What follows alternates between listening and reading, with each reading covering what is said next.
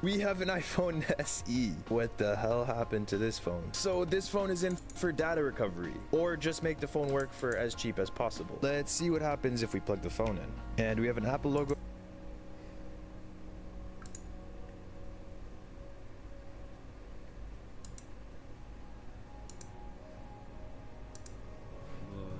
Just collect. Just.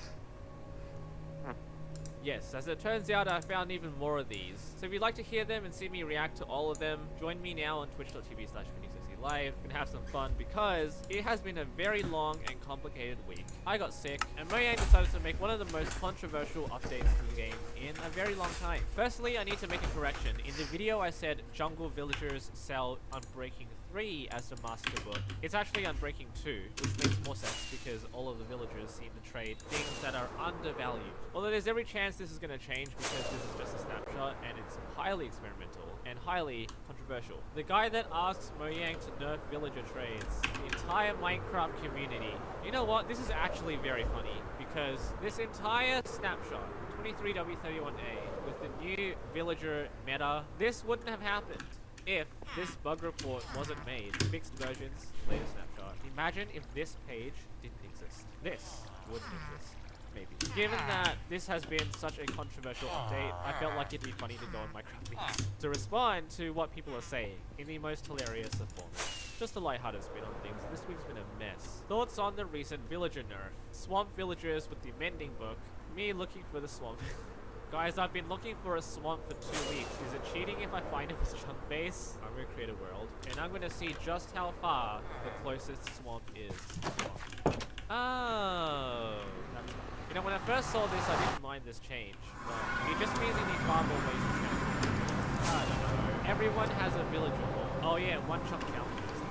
You can't use it for that. Experimental villagers after refusing to be exploited. I've never seen this villager before. Looks kind of good. Minecraft is so easy, we need more challenges. Okay, villagers and enchanted books are too OP if you remove them. Yeah. We want harder bosses and more enemies.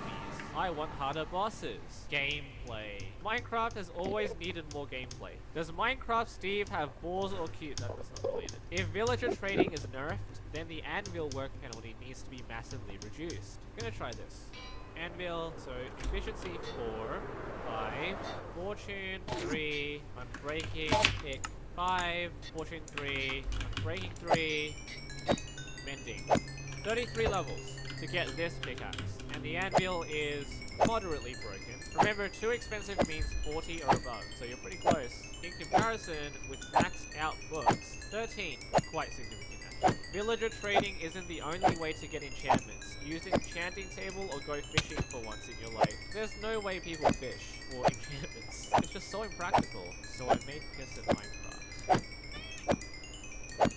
This is not related. Minecraft players when slavery is made harder. Oh god, don't tell me in the next update to make transporting villagers easier you can start leashing them.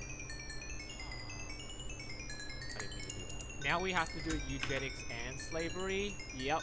Thank you, Mojang. 23W31A, buffing wandering traders. Of course, this slips under everyone's radar because no one cares about them. You didn't know they'll sometimes buy these things from you and sell these things from you. The iron pickaxe is nice, but they still kind of feel like an afterthought. Friendship ended with villagers. Now AFK fishing is my best friend. Really? Did people actually do that?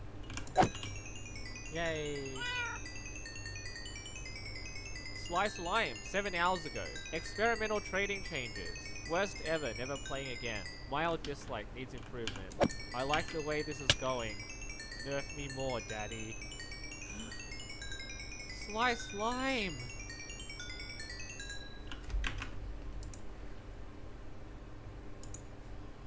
That looks like the real crown. And if it drops it, I'll have a crown. I'll just do it. Did I get it? Did I get it? Did I get it?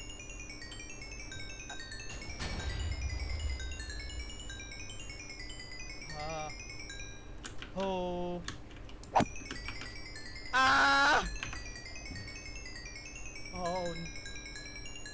This isn't something you fix super quickly. This isn't the kind of thing you need to happen during a very short episode. He blew up the door.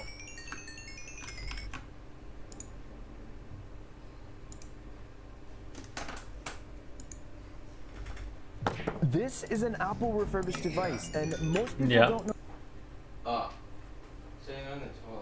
that Apple even sells these at a slightly discounted price. Almost everyone who buys these devices is extremely satisfied, and some even go as far as to say that this is better than buying a brand new device. These go through extensive testing before they're sold. Some argue that the testing is even more extensive than when they sell them new. But here's the thing, they replace the outer shell of every refurb, which is a pretty hefty repair with a lot of room for error. I've never seen anyone take a look at the inside of these phones. Will there be any clues as to what Apple fixed? Was the repair tech sloppy? Will there be mistakes? I don't know, but let's find out. It's dull. Still works though. Kind of. Sometimes. There we go. And here is the iPhone 12 Pro with peculiar box. And here is the iPhone 12 Pro. You can tell right away that the box is different from what you would usually get, although there is still an Apple logo over here and over here. It just says iPhone 12 Pro. So this actually cost me 1,329 Canadian dollars. That's very expensive compared to all the other refurbs out there, but it is by Apple, so you are getting a good guarantee that this device is working as you'd expect it to be. It's also 512 gigabytes, which is why it costs so much. Let's take a look and see what's inside. Something about plastic is just so satisfying. But the turtles are more important. We'll open up the box. There it is. That is the gold iPhone 12 Pro. So far, this is basically the same unboxing experience if you were to buy this new. Let's take a look at the actual phone. We have the same seal that the new phone comes with. So in this video, I'm going to be looking very closely at this phone because I don't think Apple would leave any obvious mistakes. But if anyone's been in this phone before, I'll be able to tell. Right off the bat, you can tell that the housing is brand new. There's no scratches, dust, or debris. It looks brand new. The screen also looks brand new with absolutely zero scratches from what I could tell. One thing I want to see is if the IMEI is printed on the SIM card tray. Because if this is a new housing, there's probably also a new SIM card tray. We'll pop it out. And there it is. So they must have reprinted the IMEI onto the SIM tray. It's unlikely you'll get this kind of meticulous attention to detail with any other refurbishing company. Because you're paying a lot more for this refurbished device, these little details really matter. We'll power the device on. And it seems like the device comes with no battery. That's very strange. I've never had that before. Well, looks like we're gonna have to go ahead and charge the phone. While the phone's charging, let's take a look at the contents of the actual box. So we have the same SIM ejector pin. They give you the cheaper looking one that's kind of like a paper clip. We also have the Apple sticker and the instruction manual. Of course, we have the charging cable, but no charging cube because Apple. So I'm not really expecting to find anything wrong with the phone on the outside or its functionality. I just want to see how good of a job they did on the inside.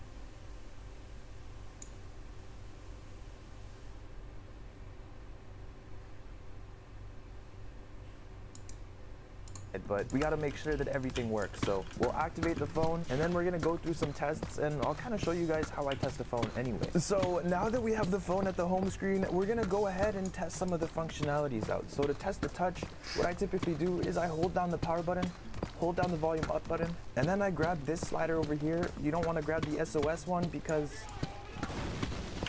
So we'll grab this slider and we kind of just go back and forth, and this is how you test the touch. We go edge to edge on the screen, and I turned it off by accident. And now we'll go ahead and test things like Face ID. So Face ID works. We're gonna go ahead and test all the microphones and the speakers. We'll go to voice memo and we're gonna hit record and basically just talk. So what this does is it tests majority of the microphones, and it also tests both the loudspeaker and the front speaker, because when we hit play, we're just gonna say a few words. It plays out of the loudspeaker as well as the front speaker, which both are working. We're gonna go ahead and test out the cameras now. The main thing I'm checking for is to see how well the autofocus works on each camera. Both the cameras and cellular are functioning as they should. So we've confirmed pretty much all the functionalities of this phone are working as they're supposed to be, which is good and expected, obviously, because this is by Apple. But what we all came here for is to see what Apple changed inside the phone. I've never seen this done before, and you probably haven't either, so this is a moment to write down in history,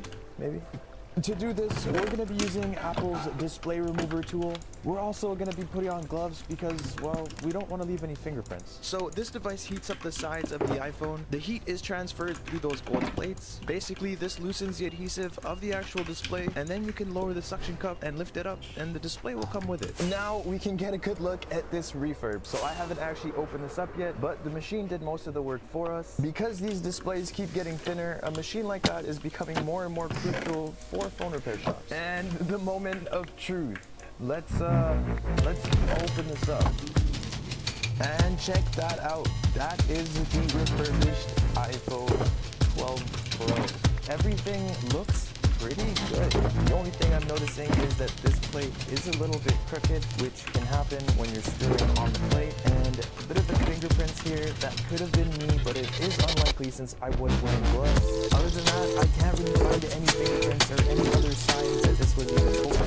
But if we give this a look, we might still find something. I am noticing that this screw seems to have been over-tightened or perhaps tightened improperly. It's a very minute detail, but I mean, Apple did refurbish this, so minute details is probably all we're gonna find. Now we're gonna take a deeper dive and see if there are any secrets hiding within this almost perfect front. Aside from this screw, it actually looks really messed up. We'll hit the crooked plate with an unscrew. I have seen Apple devices straight out of the factory with strip screws and other issues, so it'll be interesting to see what we can find. We have a little mark here. Very bad, Apple. What are you doing? But again, this mark won't affect functionality. We'll disconnect the battery, disconnect the display, unscrew, remove this plate, and now we can completely remove the screen. I see absolutely no issues with this. I really think that there must be something I can find underneath, maybe a mistake the technician made. We'll tear this down a little bit deeper and see what we can find. We'll remove the motherboard, the front camera, the back camera, the SIM card reader, the Taptic engine, and the battery. Tearing this phone down felt like I was tearing down a brand new phone. But then I found something I never thought I would. Absolutely nothing. This phone is basically brand new. Aside from the scratches and the fingerprints that we found earlier, there's literally nothing to see here, which is what you'd expect with an Apple refurbished phone, considering they make these devices. We've taken a look at tons of devices from other refurbishing companies, and obviously none of them were as good as this one. If you are looking to buy a brand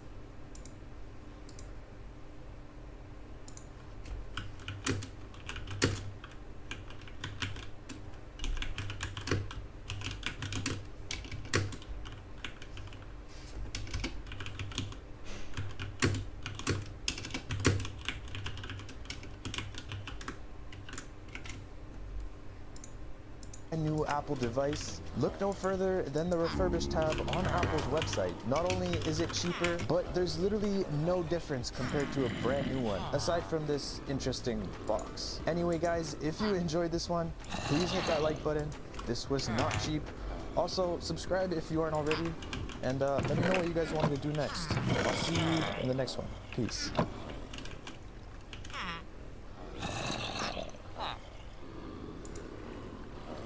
Hello fellow engineers and welcome back to Folly Bridge 3. We are back recreating the world's greatest bridges using this, everyone's favourite wheel, the Wheel of Bridge Tune. So we'll give it a spin and this will randomly select one of the bridges you have nominated in the comments. If you want to add a suggestion for next time, whack it in the comments below. Unfortunately for you lot though, you're not going to see the results, so we're straight into sandbox mode. And if you want to try and guess what the bridge is going to be before it's finished, I'll be handing out engineer points at the end. So for this bridge, we're actually heading to Budapest.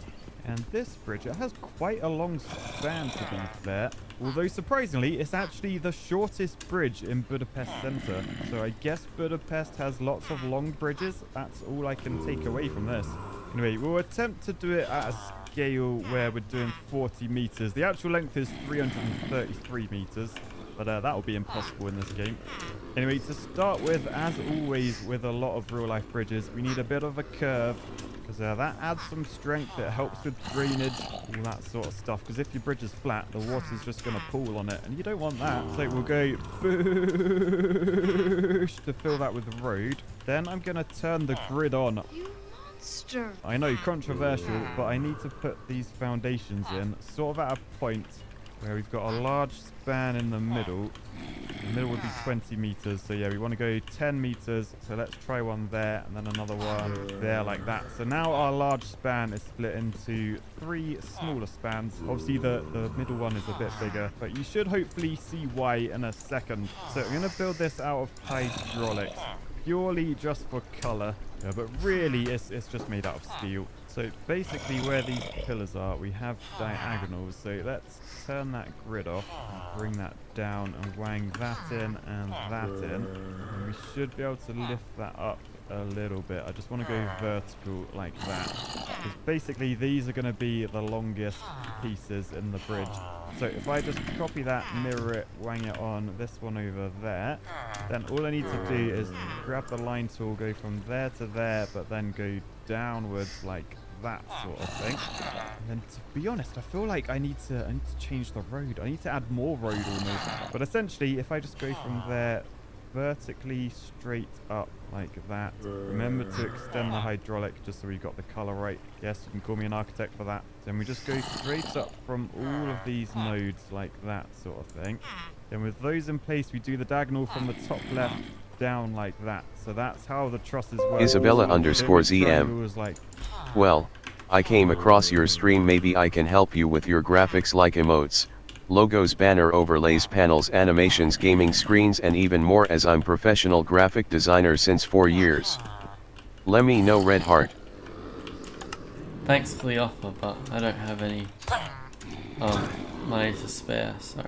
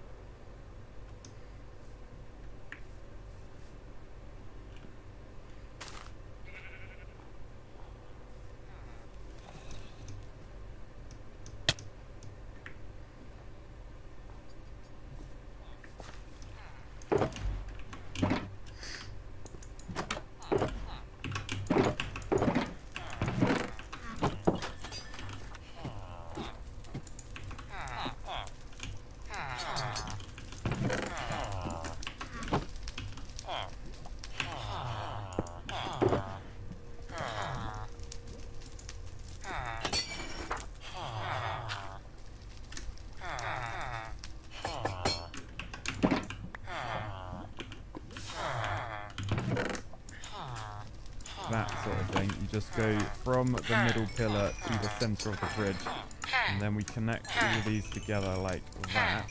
So that's made this half of the middle span. I'm going to do the same coming this way. I mean, actually, I'm probably going to need to add another anchor up there and a cheeky pillar up there as well. Then we can do our curve in the other direction like that. That looks pretty good. I mean, it sort of looks like a suspension bridge, but it is all truss. There's no cables on this bad boy. But again, we go straight up. I mean, technically, we should go like perpendicular with the road.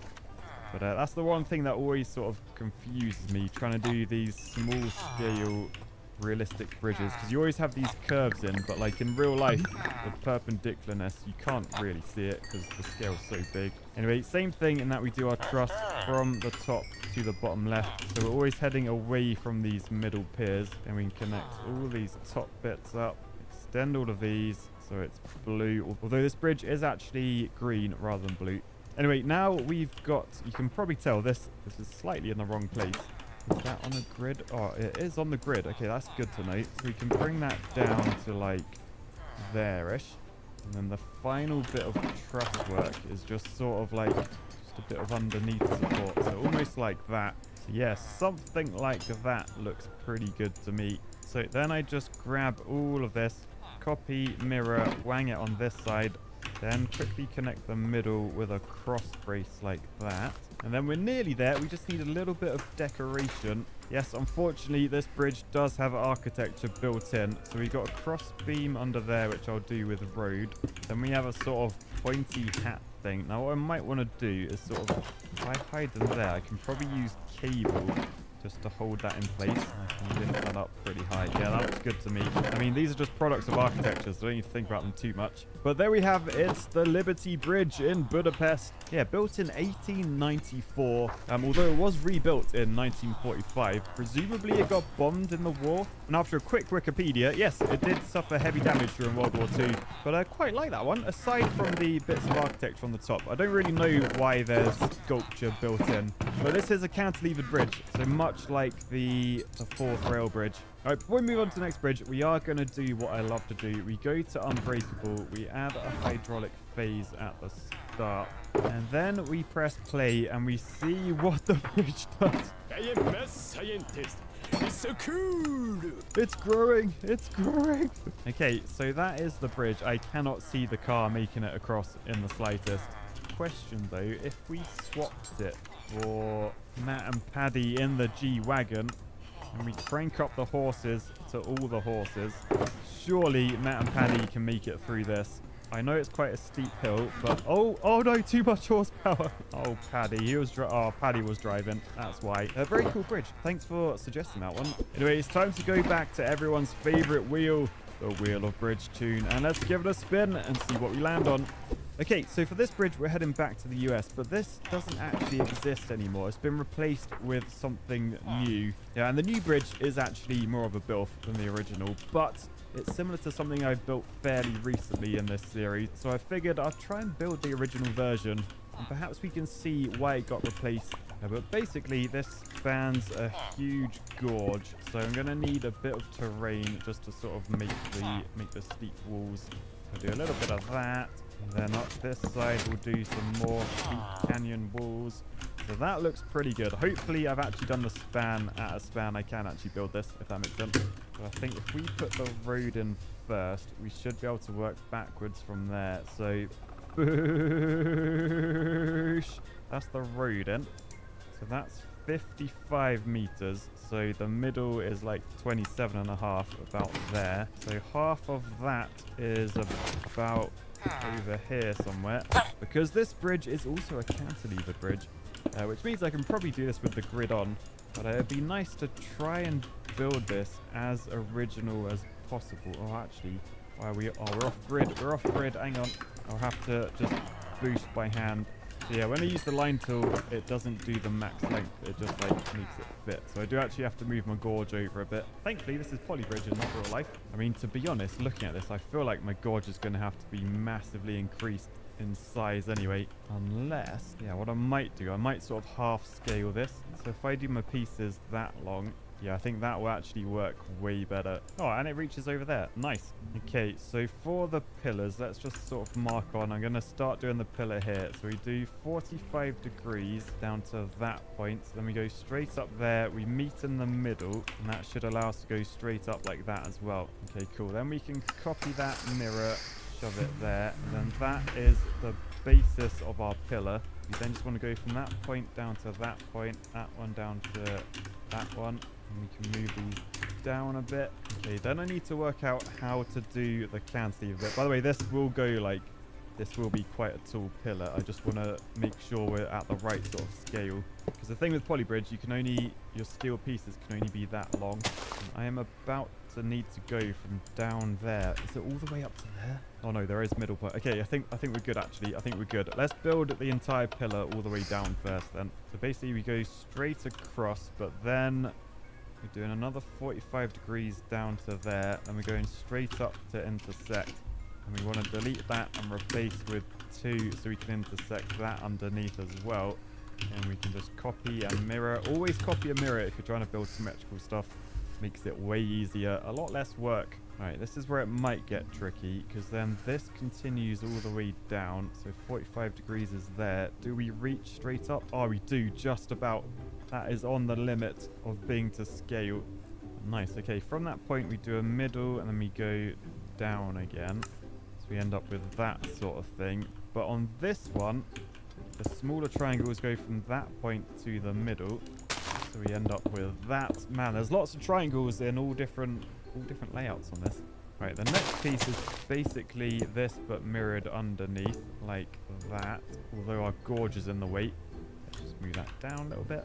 Alright, then this is actually the point where it attaches to the ground. So I think we're not actually too bad a scale there. I've done that pretty well in my opinion. So basically we end up with that sort of thing.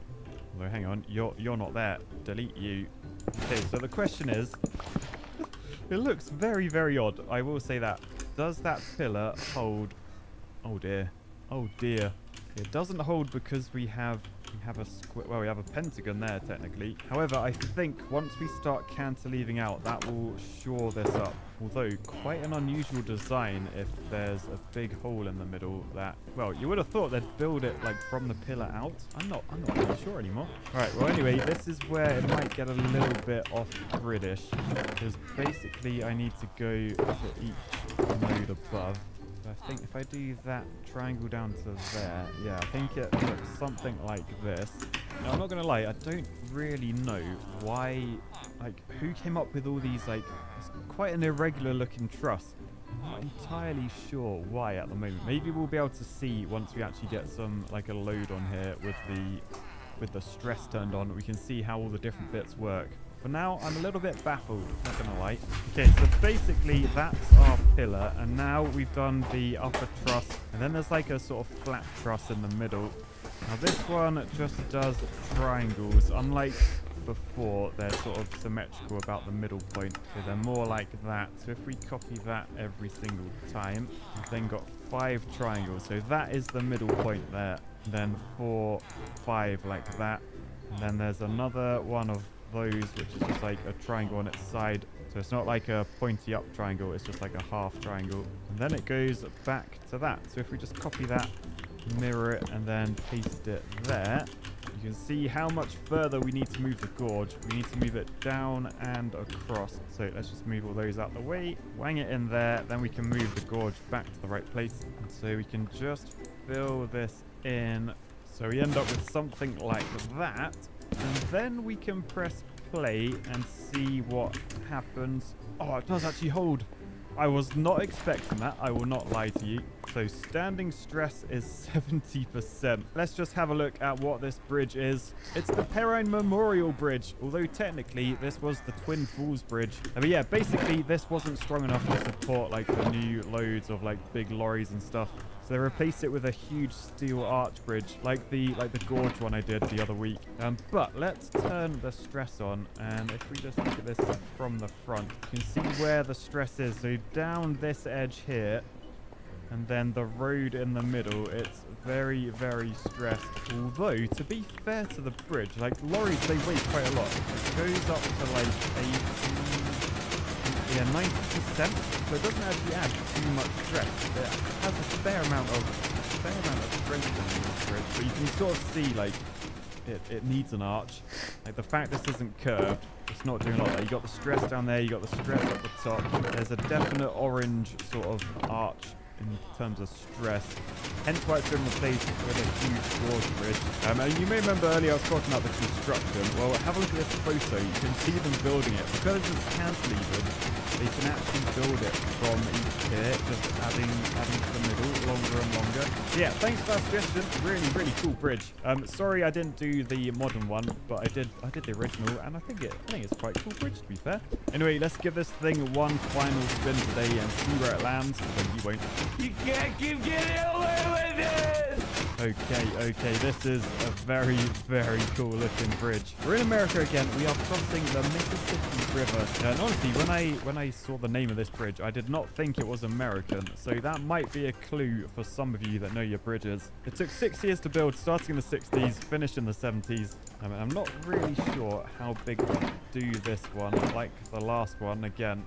But pretty sure I can do full-scale roads. So let's just move this out the way for now, because I don't know how long it's going to be till I start building. But we need a foundation going to like there-ish. The total bridge length is like over 2 kilometers. I'm just going to focus on like the main bit, the cool bit, because like the rest of it is just like foundations between like roads like that. Like that doesn't count. We don't care about that. The main span is 274 meters, and that is the bit we want to look at. Again, we're going to have to use hydraulics purely for the color, but basically I'm building a huge steel truss arch, and then we're going to suspend the road from it. So I think I might work on the grid for now, but possibly come back afterwards, because I don't really know. I mean, actually, I could try and get the number of road pieces in for like the number of cables. Hang on, let me just do some counting on the photo. Okay, it's got 11 pieces of road to the middle. So 1, 2, 3, 4, 5, 6, 7, 8, 9, 10, 11. Hopefully I can just copy that again. That is going to be a massive span. Okay, we'll move that out of the way. There's 2 of these. I may need to do the half scale again. I didn't realize it was that big. Anyway, foundation to that bit of road. Then let's try and get an arch from there to there. How big can our hydraulics go? Is that tall enough? I don't think that's tall enough. That is the main constraint. I think we're going to have to half scale this one, I'm afraid. Yeah, we could do a 75% scale. I think that works. Yeah, I think that will work. That will work fine. Okay. So first up, I'm going to put the cables in just so they're all in the right place. So these just go vertically up to that line I just drew. And this is what's going to hold the road in place. The road's just going to dangle from this huge steel arch above. So I've done half. So I just copy them, mirror, wang them on the other side. Lovely jubbly. And I can remove that line, because what I need to do, I need to work out how this works. So we've got that there. That goes across there.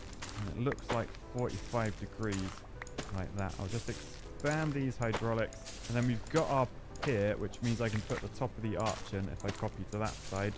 So we go from that point to that point. We just sort of flatten it a little bit, because the middle is slightly shallower than the outsides. Not really noticeably though, but that looks pretty good to me. Then we'll just do hydraulics straight up like that. I mean, we can actually go, yeah, like a zigzag. So from every cable, we're just going straight up, then diagonal down to the next one until we get to the middle. Then we need to copy this to the other side. Although actually, before I do that, I should probably extend all these hydraulics and fill in these gaps above and below. So quickly just draw those in, extend them all. Right, then we've got that. Then we can copy this to the other side. Lovely.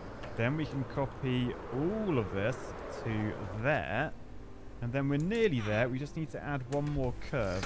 So if we go from, we want to go from like the tangent point, so probably there and there, and then if we bring these lines down to there, so this straight line is tangent to this like curve, this circle, and then I can just bring all these nodes up to meet this line. Right, so with that smoothed out, that's pretty much the main part of this bridge. Will it be strong enough? I'm not entirely sure, if I'm honest. Let's press play, and oh, it is. It is. Which means I can just add a few more bits of road. If I shove them all on anchors, I can make it look very realistic. So as I said before, this isn't really the main part of the bridge. Anyway, this is the final bridge, the Hernando de Soto Bridge. Comparing it to the original, I think it did a pretty good job. It's just a shame you can't get like the cross braces in without using road. I don't think I want to use road because that will add more weight. And look, we're already on like 90% stress, and our vehicle hasn't even made it on. Let's speed it up. Oh my goodness, that is not very good. Let's turn the stress on. Oh, you can see what's happened. These are too flat. These are way too flat. Now there is a very ingenious way I can make this work a bit better. I can come to Blueprint, click on the lorry, and I can just reduce the weight a little bit. Now it weighs 5 polygrams, which honestly, looking at how red that is, I'm not sure if that's gonna help. Up to 99% stress. Oh, it just about makes oh boy, 99% stress, almost the entire weight. So yeah, I think in reality I probably should have made this lower arch a little bit steeper. That would make it a lot stronger. But yeah, you can see it cost me under 500 grand. Now in real life, this expected to cost 12 million at the time, which in today's money is 72 million. But the final price tag was 57 million. Which in today's money would be 269 million quid for a bridge that's 99% stressed. I will say though, a tied arch bridge is pretty filthy in my opinion, so I think it's money well spent. Anyway, before we go, let's just head into Sandbox. Let's turn on Unbreakable, add a hydraulic phase, and let's see what this bridge does. Hello. Oh my goodness. Okay, so question. 1, will our lorry be able to get up that hill? 2, will the ambulance stay on the truck? Question 1, yes. Question 2, yes. What? Right, look at it go. Look at it go. It's going to struggle down here, surely. No way. That worked better than the original bridge. That's incredible. Right, well anyway guys, I hope you enjoyed. Remember, if you want your bridge added to the Wheeler Bridge soon, leave it in the comments. It used to be that 2 monitors was only for business users. These days, whether you're a worker, a gamer, a streamer, multiple monitors have gone from being a luxury to being almost essential. I mean, you know who you are. The stream playing during your Zoom meeting, or the latest Mr. Beast shenanigans next to that boring tutorial that you're really watching. But what if I told you that there's a dark side to your harmless little habit? That's right, your extra monitors are costing you more than just desk space and power consumption. I am talking about performance. How much? Well, the general consensus is that it's not really enough to matter. But considering the lengths that gamers will go for another 3 frames per second, I disagree. So we set the Labs team loose to settle this debate once and for all. Is this why you're stuck at Silver 2? Is this why you can't get sponsored by Origin PC. This August, get up to $1,000 off Origin PC's 30 series laptops, $200 off their desktops, and $100 off their 40 series laptops. Learn more using the link below. That's a lot of discount. To cover all our bases, the Labs team needed a lot of gear. A high-end test bench, a variety of popular games, and 4 displays that we then ran at either 1080p or 4K. They then set out to ensure that the physical displays were the only variable, which is how we ended up with a pretty unusual starting config. 3 Edge browser windows, each running the same 4K YouTube video in the background with our game out front. We recorded performance, shut down the system, plugged in a second monitor, dragged one of our background videos over to the secondary monitor, and reran the test. And for you mega taskers out there, we did the same thing, but with 4 displays. And right out of the gate, the results were pretty shocking. At 1080p, even with all 4 monitors in use, this only cost us 1% performance in Red Dead Redemption 2, which is fantastic. Case closed. You should keep all your monitors, maybe buy a few more. We're gonna have some nice ones linked in the video description. But wait a second, That's a lot of bar left down there. Ah, okay. That's because the story is far from over. In that same scenario, we lost nearly 7% of our performance in Total Warhammer 3, with Cyberpunk 2077 landing in the middle at just over 3%.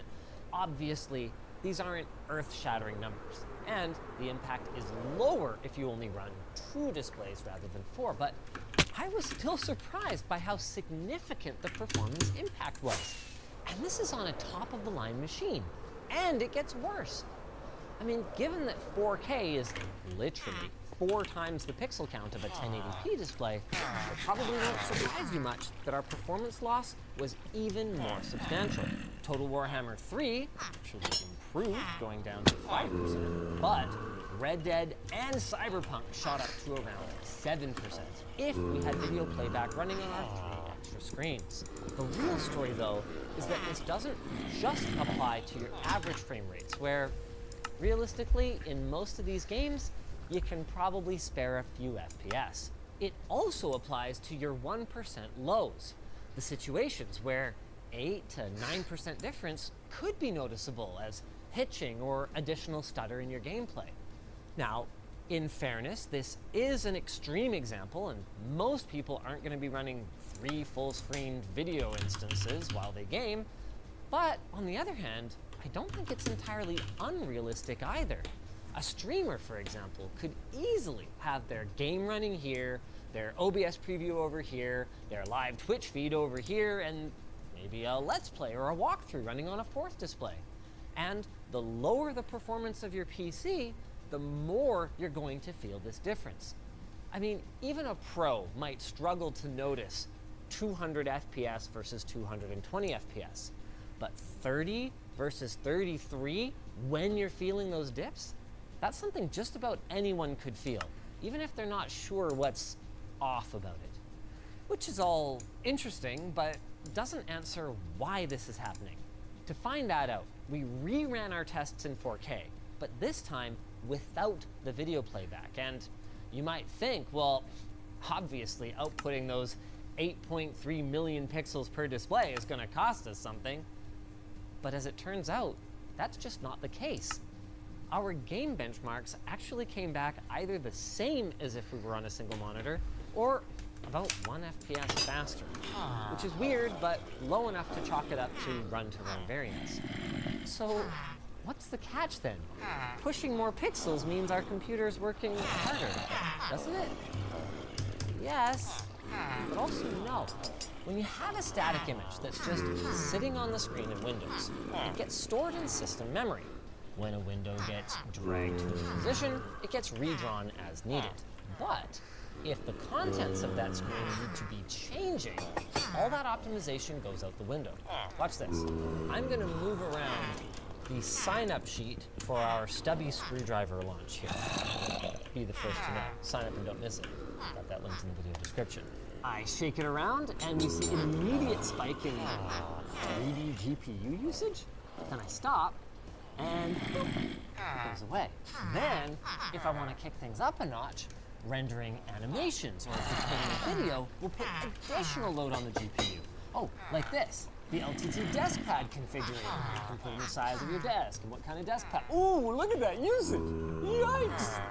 Though, again, in fairness, that's a little unrealistic, so why don't we just go with something that's closer to our test and play back a video where 3D usage, not so bad, but video decode starts to pop off. You're gonna see this. Depending on the load, there will be some usage. It's not that much, and it's mostly not on the parts of the GPU that your 3D games rely on, but it obviously is something. Of course, this isn't the first time we've learned this lesson. Years ago, if you wanted to stream to Kick, the best option was to use a second computer to capture and encode your stream. But that all changed when NVIDIA introduced NVENC and NVDEC, which offload encoding and decoding tasks to dedicated hardware on their GPUs. It was a game changer, and it has enabled more than just streaming from a single PC. Remote play, for example, relies heavily on NVENC and NVDEC.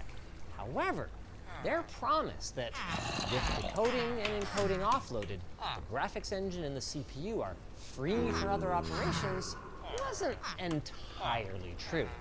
NVENC has always come with a measurable hit to in-game performance. And as we've seen here today, this is also true for decoding and for running extra displays. Even if it's as small as reallocating the power budget that's needed to fire up those other functional units on the GPU, it will cost you something. However, even as a one-monitor guy, both at home and at work, I am not going to tell you to throw away your secondary display.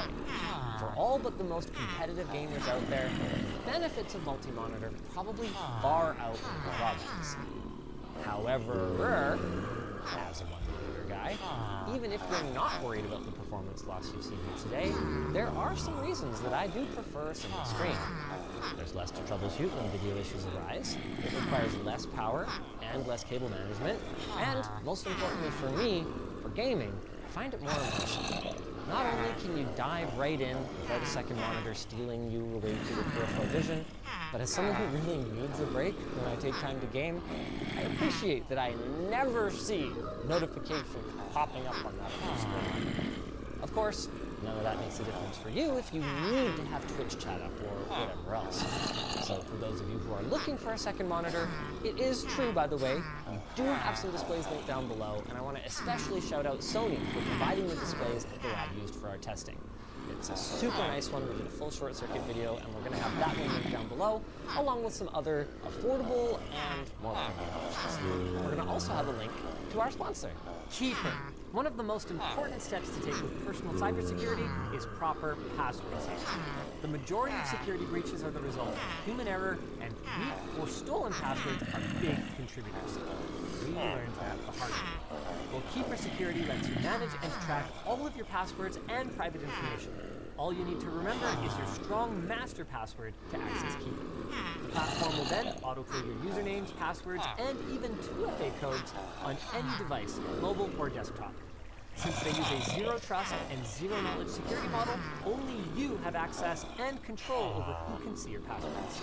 Keeper is hooking our audience up with a huge 50% off both family and personal plans with code LTT50. Plus, there's an exclusive 30-day free trial, and you're free to use that code LTT50 after the trial if you want to continue using Keeper. So keep your data locked up by clicking the link down below. If you enjoyed this video, hello there, right here we got brand.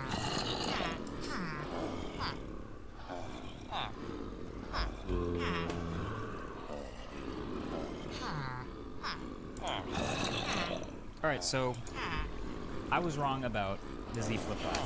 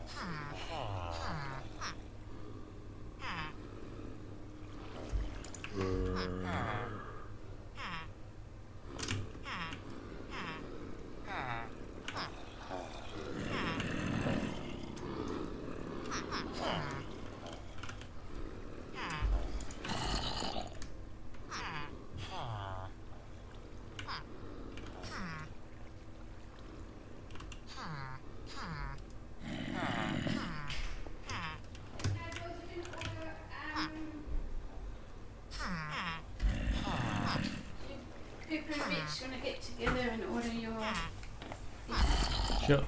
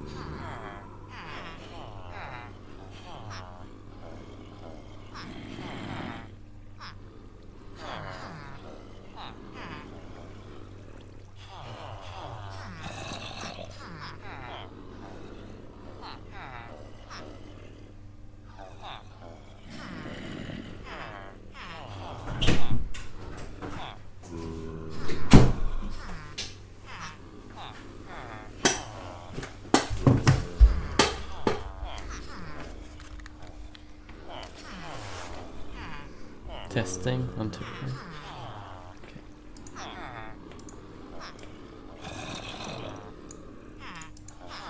Kinda. Alright, so this is the new Z Flip 5 from Samsung. This is their smaller folding phone again, starting at $1,000 and in nearly the same dimensions as last year's 4. And I remember when it first got announced, we had some well-respected reviewers saying, this changes everything. This is the big upgrade. It's the biggest upgrade ever. And my impression was, they've settled. Now, to be fair, my video was examining both the Flip 5 and the Fold 5, and looking at how much like the foldables world has evolved in the past year, and how much Samsung seems to be sticking to their tried and true form factors. So it just feels like they're refining and settling into their positions. So now, after using the Flip 5 much more over the past couple days, I gotta say, I was wrong about this phone. This is actually one of the biggest updates yet. So basically, there's 3 main new differences with this phone over the Z Flip 4, which are the chip, the hinge, and then the new outside display. And I'm going to go in order of importance here, actually, because I think it's a pretty clear order. So first of all, they got this new overclocked Snapdragon 8 Gen 2 chip in here. Great. It's now up to date with the latest flagships. It's the same one that's in the S23 and S23 Ultra. And yeah, it's been a great chip. You know, the phone is super responsive. It can handle multitasking since it's paired with 8 gigs of RAM. It's snappy. Apps open quickly. There's no issues here.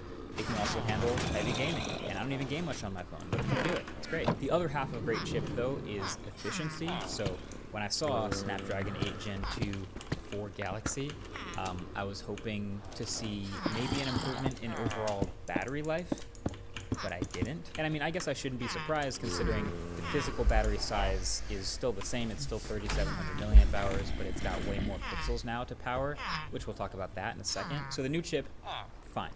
But y'all have heard me talk about the hinge, though. The hinge being the most important physical part of a folding phone. You can't ace a folding phone without acing the hinge. And this hinge is nice. So Samsung, for the first time, has actually taken parts out of and simplified the hinge of this phone, which has resulted in less moving parts, which is typically a win for long-term durability, but also means a little less volume, a little less thickness around the back of the phone. Shout out to Dave2D for this graphic, basically illustrating the new internal multi-axis folding mechanism that allows the OLED inside to have this slightly gentler, wider radius when it's folded up, which should put less stress through the middle. Honestly, I don't notice a huge difference with the crease. It's still clearly there, like it's one of those things where you turn the screen off or look off axis and it's very obvious, but once you get into the flow of using the phone, it's very easy to forget about. Honestly, the most important difference here with the hinge is actually just that it folds completely flat now. So every Z Flip up to this point has folded shut with just like a little small gap that could get, you know, a little bit of dust, a little bit of sand, a little bit of dirt inside, which is not great when the inside screen is the most delicate part of the phone. So now all these folding phones across the board from everybody, they're all working towards this gapless close. It's still technically not fully dust resistant. I mean, it has an IPX8 rating again. The 8 means it can be splashed, but the X means no official dust resistance yet. But it's also an even more satisfying clap now. And yeah, it's also just, it's slightly more firm. It's a nice sturdy hinge every year, which is hard to appreciate until you go back to the earliest folding phones and see how loose those were. I still personally hardly ever use those like half-folded features where you can like prop it up and use the camera like this or like watch videos or whatever, but look, a good hinge is a good hinge. But the biggest change to this phone is clearly the bigger screen on the outside. So let's talk about it. So the Z Flip has gone from this tiny little 1.9-inch slot to a full squared 3.4-inch 720p cover screen called the Flex window. This is huge. It's a massive improvement. That's way more screen for checking the time or reading notifications, way more screen for framing up pictures with the primary cameras on the outside. It's a huge win for all that stuff. And then also, since it's this huge new screen, they've sort of organized this UI of up to 11 pages of apps that you can flip through, sort of encouraging you to use the outside screen more. You're using the phone without even opening it. So you can fully unlock and then just start swiping over to either quickly view and organize your notifications or move between all these full screen widgets. I have a calendar widget, of course, which is scrollable. You've got a scrollable weather widget. basically these are all not even really widgets, they're more like mini apps that have been specifically built for this outside screen to be fully functional and optimized. And then, if you're feeling bold, you can also jump into the lab settings and start enabling other non-optimized apps to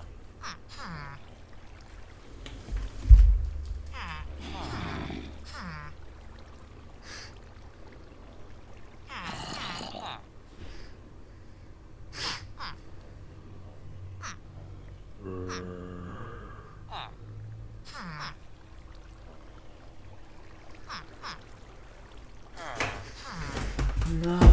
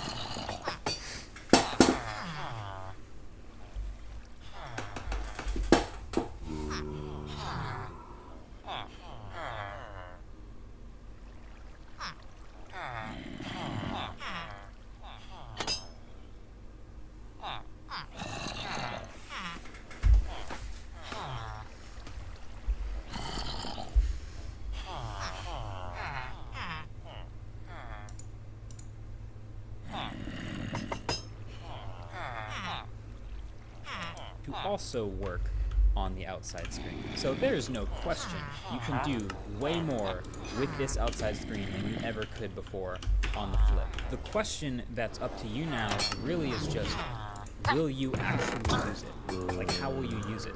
And it's a surprisingly hard question to answer. Like, when I first saw the phone get released, you know, at first you see, like, it's a bigger outside screen, but I honestly thought I wouldn't use it much. Like, I thought I would just continue to use the phone mostly open, and I would enjoy the barrier between me and endless doom scrolling. Maybe I didn't check the keyboard a little bit more on the outside. But I was wrong. Basically, the thing that I found I do much more often, especially like early in the day, is notification management. Just triaging, going through at the beginning through a bunch of notifications and clearing through the ones I don't need, reading the ones that I do need to see. That's way better than opening the phone and like accidentally starting to doom scroll through TikTok.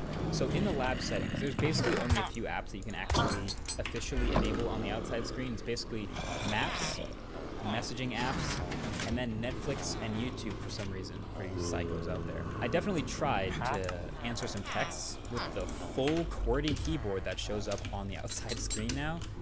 And yeah, it technically works, but it's like, alright, do we really want to be doing this? Like, my hands are too big to be typing on this small of a keyboard regularly. Maybe a few quick responses to stuff here and there. Maybe voice to text a little more often, but nothing too crazy. There's actually also even a whole app in the Samsung Galaxy Store called... Yo, WhatsApp. Hey, what's up?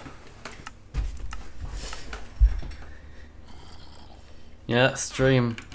Rip your resource pack and stuff.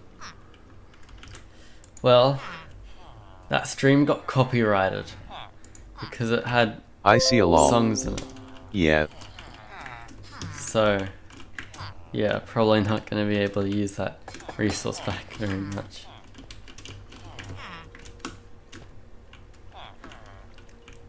That's my bad, I should have considered that.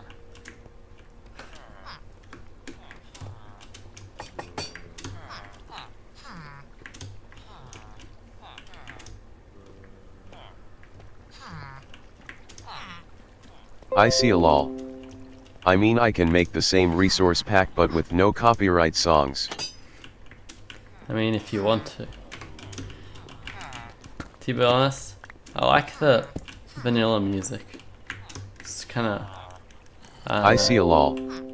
I still have the template. Yeah. Ash.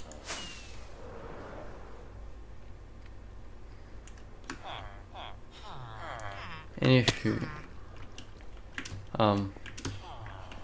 Pretty soon I'm gonna get dinner, so this won't be the longest stream, but yeah. I'm making progress with the mob switch. 21 out of 70 zombie villages in their places. Those two have just grown up, so...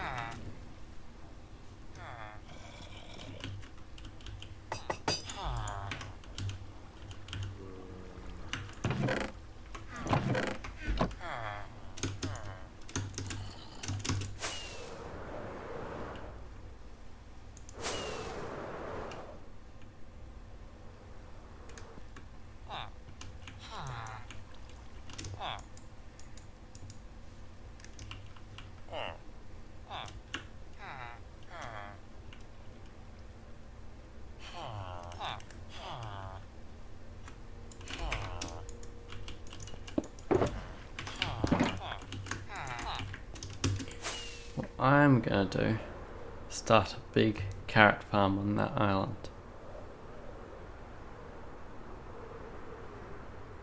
I see a lol.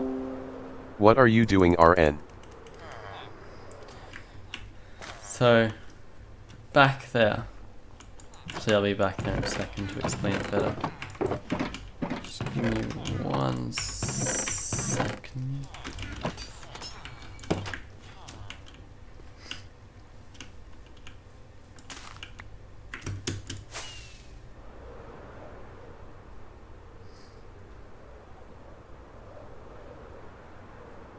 I see a lol. Bro, you should upgrade your base, god damn it. I will eventually, one day. Probably never. But that cobbled deep slate house is pretty nice looking, you have to admit. Anywho, villagers breed in there, and they come down here, and they grow up, press the button, come over here, trade for them, and press the button again, they go down here, I see a lol. zombie. Just seen you have 150 followers. I decided not to use PayPal. Okay, just use my card instead. Yeah. Oh, where are you guys going home? We are going to Boca. Remember that one we went to? Can everyone get out my room? Okay. When we get back. We're going to Boca. Yeah.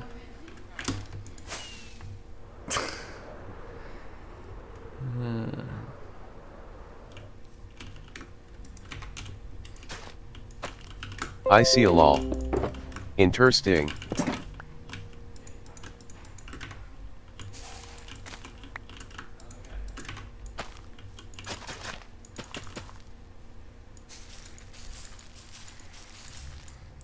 And,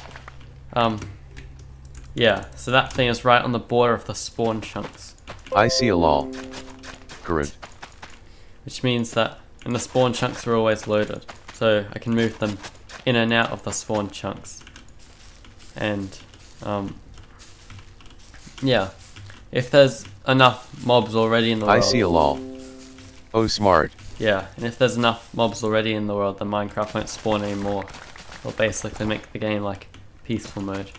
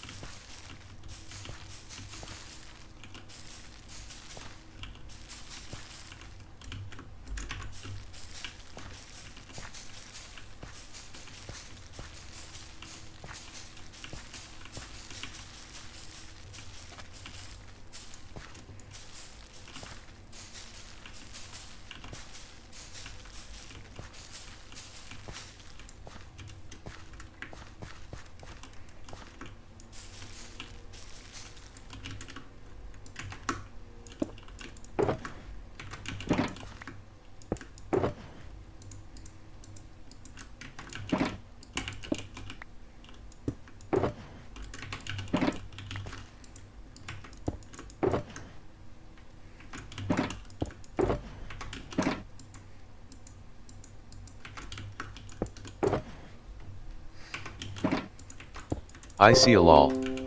Damn, this is a big farm. Probably doesn't need to be this big, but waiting for villagers to breed and grow up anyway, so gotta stay nearby.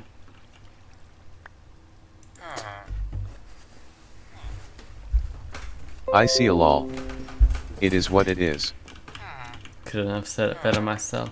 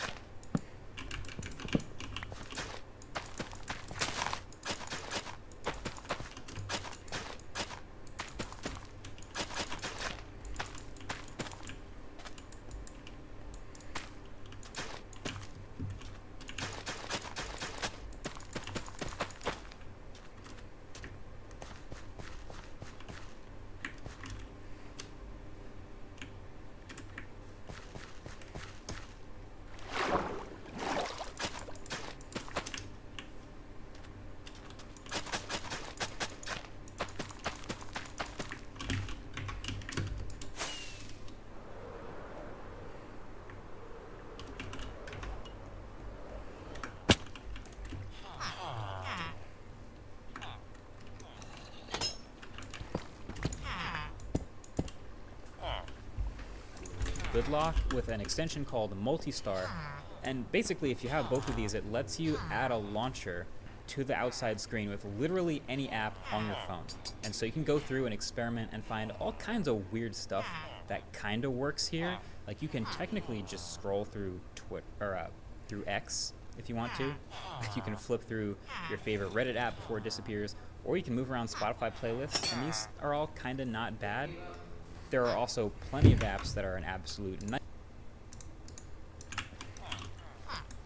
Got it, okay.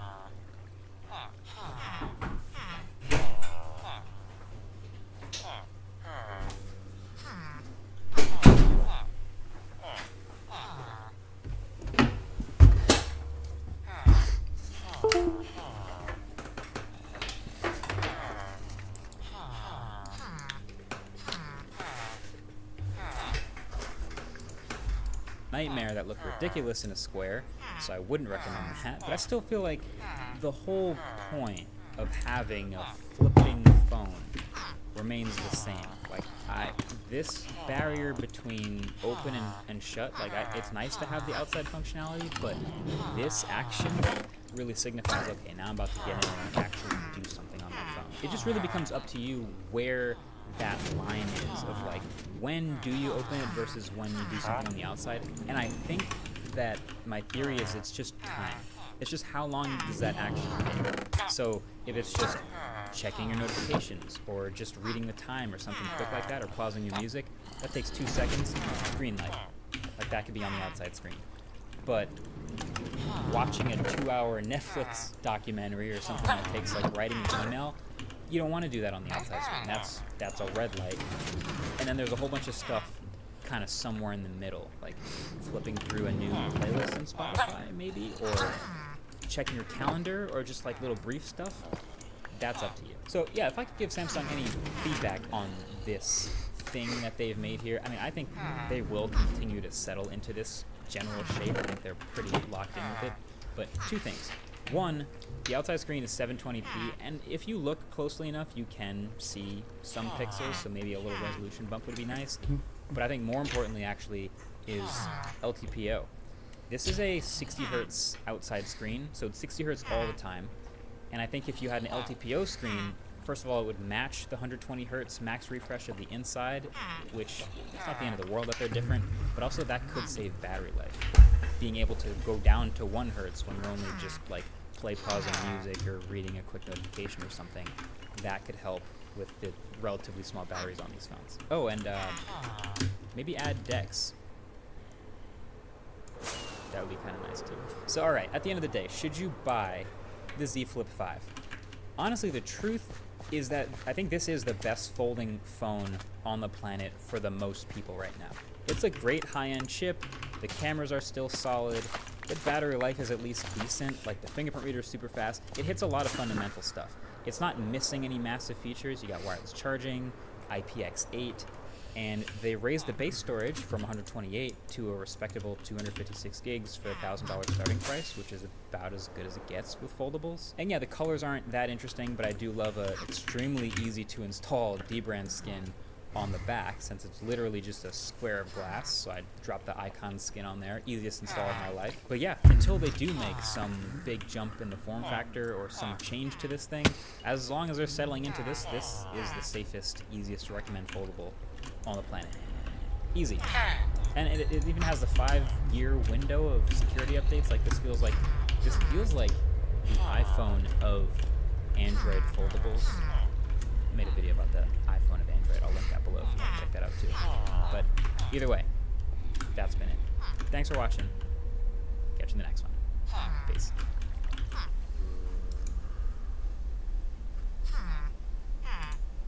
So what's the craziest thing to ever happen to you? I beat up my landlord. I won the lottery. I was abducted by aliens. What? No, you weren't. When? I haven't told y'all this story? Of course you did. Tell us everything. Okay. So it went like this. The day I was abducted by aliens, see, they were inside a spaceship the size of a stadium. They probed for information and entered my cranium, and in exchange, they trained me to speak their alien languages. Watch.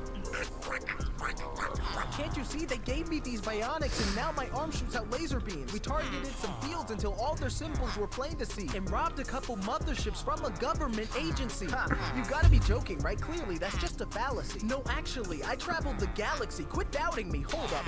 Maybe this will change your mind. See, they gave me the strange advice that could change any day, and tonight, then the aliens and I took a spaceship ride through space and time. Oh, and then they took me back home. No, that did not happen. Oh yeah? Well, how do you explain my alien dog? That's not an alien dog. That's just a regular... Whoa! Hey! What are you doing to me? See? I told you it's an alien. So this influencer caused a literal riot in New York City. So this Twitch streamer, Kai Cenat, I hope I'm saying that right, invited his fans to an impromptu meetup in New York City. And he was offering to give away a PlayStation 5, some gift cards, and some other things to his fans. We'll be doing a huge giveaway. We'll be giving away PS5s, a whole lot of that. And then literally, thousands of teenagers showed up to Union Square. Thousands. And that's cool, like he's got a lot of fans. But then gets out of control. And like when I say out of control, I mean out of control. Okay, here they are smashing up a car. And here, like I can only show you screenshots of this part because I don't want my video removed for dangerous content. But here they've latched onto an SUV that Kai was apparently in as it was driving away. Like that is crazy. Like police had to show up in riot gear. Like damn, how bad do people need a PlayStation 5? And so 65 people got arrested, one of them being Kai himself. According to the news, he's been charged with inciting a riot and promoting an unlawful gathering. Alright, so what do I personally think of all this? Because absolutely no one asked for my opinion. Well look, I'm not picking sides here. I don't watch a ton of Twitch. Like I don't know this Kai guy personally. Like he might be great, he might be a jerk, I don't know. But this looks like one of those scenarios that I could easily see as being an honest mistake. Like, oh, I didn't know I was that popular. Like I didn't know that many people would show up. Like unless you've held lots of in-person meetups before, I don't know how you would know how many people are gonna show up. And like, look, he's not gonna go to prison for life. Like he'll probably just end up paying a fine or something. That feels fair to me. Also, guys, if it's not too much to ask, if you could just riot for me every now and then, maybe smash up a car to show how much you love me, like that would really help my self-esteem.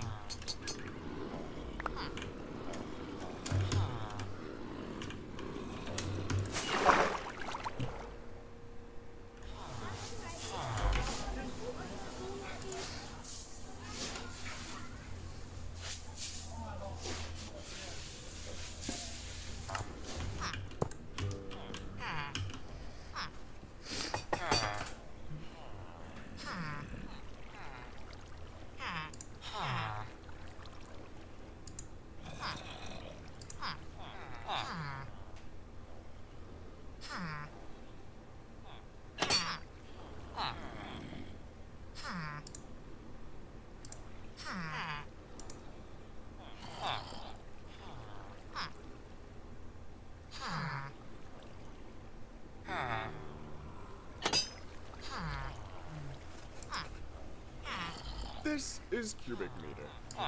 Immense flesh. Known by many as Cubic, and known by me as the other Triple M on WaveTech, Cubic is one of the best redstone mines Wave has to offer. Recently, Cubic released a video about a new version of his build for trading missions. And prior to releasing his video last week, he had a swell idea. He suggested in WaveTech's build chat that it'd be really interesting if somebody built a Hogwarts-style decoration, and then asked me if I could potentially be interested. And, oh yeah, I have made some wild builds for various marks on WaveTech over the past year. But the very first decoration I ever made on WaveTech was a courtyard for Cubic's V1 Void Trader. I couldn't turn down the offer to make a decoration for the latest and greatest, and I really love the final result. So let's not waste any time and get right into it. I think what is the most important place to start is we need a build palette, right? What do you guys think would be a very good Hogwarts build palette for any of my builders out there? Let's see, what could look good here? What if I tried like oh, that's so bad. Kind of add a little noise. Yeah, that's okay. Fancy dancy stuff. I kind of like how that looks like this. You know, out of all the arches I've ever made, that certainly is one of them. The biscuit is as I'm around the bow, Eliza. The biscuit is as I'm around the bow. The real question is, why do I always feel the need to sing stream? This is a question I've been wondering for a while. Oh, I like how that looks. That's a pretty sick arch. A stage when you come on.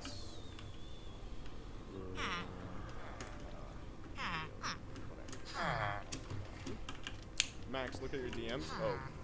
Hi, Cubic. We can talk in VC chat, that would be easier. True. Let me join the WaveTech streaming VC. Oh, hey, Cubic. Hey. Oh, hey, hello. This is me editing right now. I just realized he didn't say good day, ladies and gents, and I don't know, I feel kind of scammed, you know? Also say hello to Cubic, everyone. G'day, ladies and gents. He said the thing! Yeah, it's me again, editing. I realized now that he said it like 20 minutes in, but I already edited the last 20 seconds and it took a lot of effort, so I'm not gonna redo it, so... So do you see like these two tables? Like, is that kind of what you're thinking? It's actually, yeah, I think it's looking pretty good so far. We can try like shoving some villagers in there. Oh, look at all the look at all the little students. Oh, that's so cute. This is fun. This is gonna be a fun project. I'm looking forward to this now. Now the villagers have something to eat. You like pork, buddy? You like pork? We need to have vegan options too. So what do vegans eat? Grass, right? Yeah. You like that? You could do the trick with the birch pressure plates, and that actually hides the background. Oh my gosh, I forgot about that trick. That's so fun. Oh, we're doing that for sure. Also, I'm gonna need, I need to turn my villager sounds off. Holy smokes. Friendly creatures. I'm about to be an unfriendly creature if I keep doing that. Huh. What do you mean? It's an amazing symphony.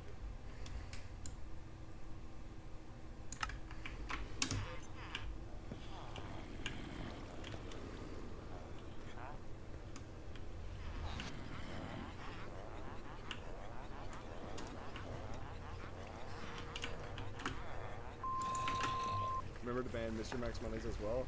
Oh yeah, that's probably for the best. If there's one thing we can't stand on the Mr. Max Mondays channel, it's Mr. Max Mondays. Freaking gorgeous. I think it needs more height. I have to make like the end of this building, and that's where this this gateway stands. This gateway is at the end of the building, so we need to make sure we decorate that. What the heck is that? Also, I'm gonna have to texture all of these stone slabs later because let's be real, they're not. Oh wait, I just had a beautiful idea. We can make a sorting hat. Boom. That's a sorting hat. It's just upside down. This looks like a familiar magical castle. Oh, you're quick, Zoid! How'd you guess? You know, I just looked at the reference photos and I realized that the end of the Hogwarts Hall doesn't come to a curve, so we could make this a lot easier on ourselves. You know what's interesting? This is not going to be interesting to anybody else, but a block of iron. What is that called? It's called an iron block. A block of emeralds. What is it called? An emerald block. What is a block of clay called? Clay. Why is that? Don't even know. Ooh, that's a... It's not necessarily a good window, but it certainly is a window. Can you still see the Aurora Borealis through the glass? Oh, this is gonna be so good. I think it needs a little bit of color, so we'll probably have banners hanging and stuff, right? I think that's probably a good idea. I think it's a good idea to give these villagers some snacks. Sir, did you order the glowberries? Well, bone apple teeth, because that's what you're eating today. Wait, if I gave him rabbit stew, it's technically on its side. So it's just spilling all over the place. Don't look at me like that. You spilled it yourself. I didn't do that. Look, I'm learning so much.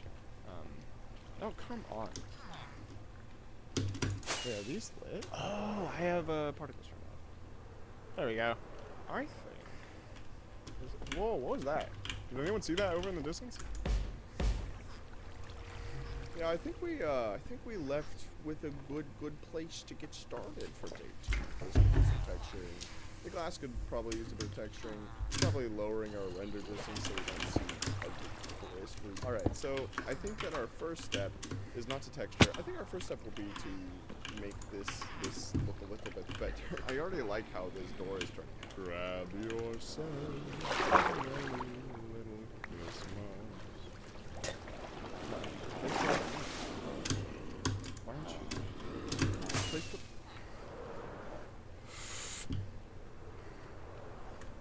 Place the... Oh, let's go! Really simple, but kind of nice and sweet. I like this one. This one we can stack. Whoa, that looks so weird. Why is it so pixelated back there? Oh yeah, it's so empty. Anyways, hi Zoid, welcome to the stream. This is gonna be sick. The lichen, I'm not sure I'm liking it anymore. I kinda dig that. That's kinda sick. That's a lot of candles. Can you imagine trying to build this in survival? How painful it would be. I'm digging how this is going. I still think it's a little too monochromatic. Now we can make banners. Oh, I know you guys just love banners. Have this one down here. Fill button. Our little snake is so cute. Have it be like boom, boom, boom.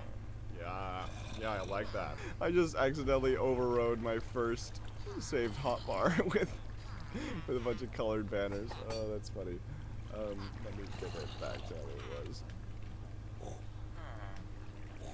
You guys came for the build stream, stayed for the sweet candle moves. Okay.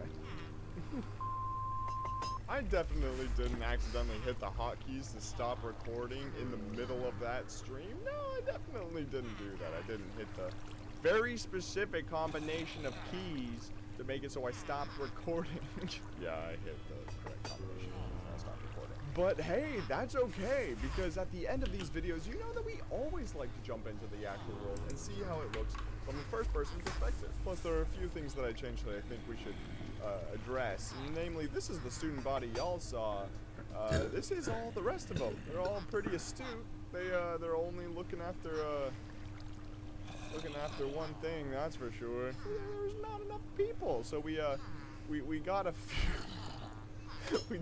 we added a few people to the student body. All right, stupid jokes aside, I really like how this turned out. I think adding these banners with a little splash of color, I think that turned out really well.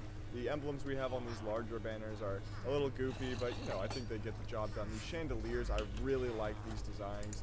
I think that our light usage is pretty good, and I really love this big door. Also, I cannot get over how this build looks like with shaders on. Also, I'm so glad we got to build in the end, because look at the stars and that gloom in the Aurora Borealis. I think that is just a wonderful touch.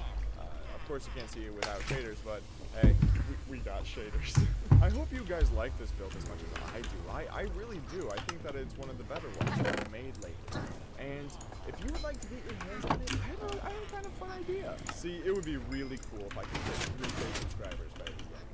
No pressure, of course, but if you want to hit a like and maybe subscribe if you haven't already, I would really appreciate that. As a little bit of incentive, I'm actually going to throw this build as a schematic down in the description. If you would like to download it, I would love to see what you build with it. And if you would like to help me reach my goal of 3K subs by the end of the year, I would also appreciate that as well.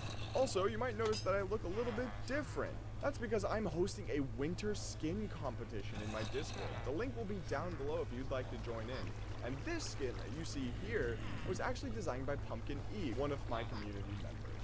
If you would like to join in, feel free to click the link down below, submit your own designs. But this isn't the only thing we're building today. Oh no. We also have a wee bit of a perimeter building project that we have to get done. And of course, as we do it, there will be a Q&A. So buckle right in, and let's jump right into it. Today's first question is from Bish Potato, asking, what is bread? Bread, noun, food made of flour, water, and yeast or another leavening agent mixed together and baked. You are welcome. Today's second question is from Ben, asking if there's any way to support the channel. I love when y'all ask these questions. I really do, because, oh my gosh, I'm so glad you asked. Right now, the best way to support the channel is just subscribing, liking the channel. I have plans to make a Patreon with some awesome perks in the future, but for right now, just having you here is good enough for me.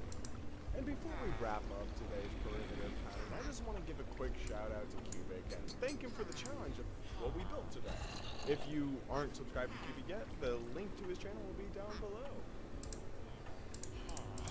And of course, if you want to have one of your questions featured in the video, or have a goodbye added to the random goodbye generator, feel free to click the Discord link in the description. There's a couple channels where you can submit those sorts of things. But without further ado, let's roll today's goodbye. Gotta run, the IRS is at my door. Today I asked ChatGPT to make a staircase in my... Today, I asked ChatGPT to make a staircase in Minecraft. Trust me when I say you'll be surprised at the result. See, recently I wanted to find out if ChatGPT could create a house in Minecraft, and to my surprise, it totally can. Check out this gorgeous house it built using a series of set block commands. really impressive stuff. But there's one slight issue. It's moved a bit. Who knew tectonic plates in Minecraft were so fickle? But now we have a problem. How are we gonna get up to our luxury home now? We need a ladder, or an elevator, or a staircase. Which brings us to today's mission. I want ChatGPT to create a staircase that fits in this small area that will get us up to our house in style. First thing I had to do was make sure ChatGPT knew what it was getting into. So naturally, I asked if it was ready to make a staircase to our 4-stranded house. If there's one thing I learned when asking it to generate the house, ChatGPT loves to chat. Surprise, surprise.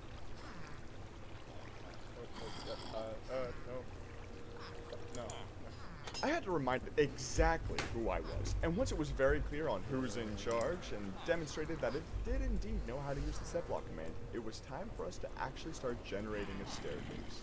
Like I did last time, my first prompt was just asking it straight up to make a staircase in Minecraft and to see what happens. Minecraft, using the /setblock command. Well, that's a lot of commands. I guess it's not to do what we always do. Copy this. Except no. Last video I spent literally hours copy and pasting every single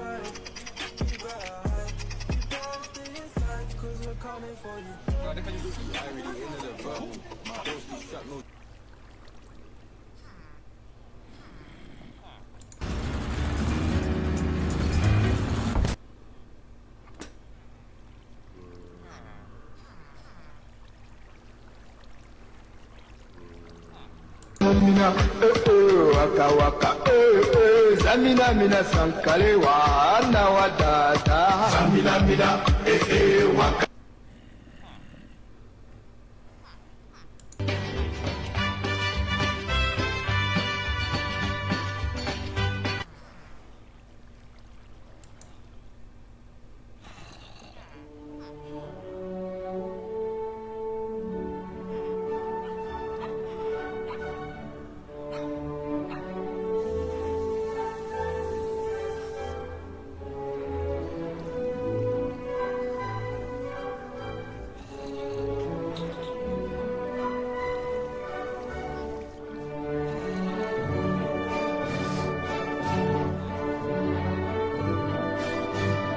Trois, deux, un. Attention. Oh mon Dieu. Bon allez, c'est parti. Ah. Jésus Marie-Joseph. Et ça veut dire que les... Jésus...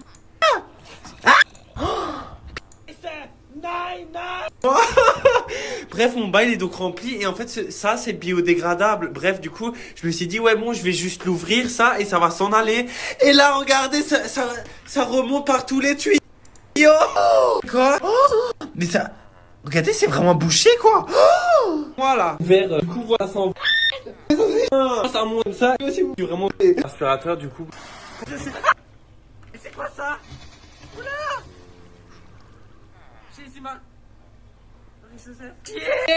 J'ai rien du tout là. Non, c'est quoi donc? Merde! Y'a tout qui est bouché quoi! Van, tu sais, pour me dire dans les fumettes qu'en fait le sel ça enlève l'eau. Bref, du coup on va. Putain! Je peux pas crier et je.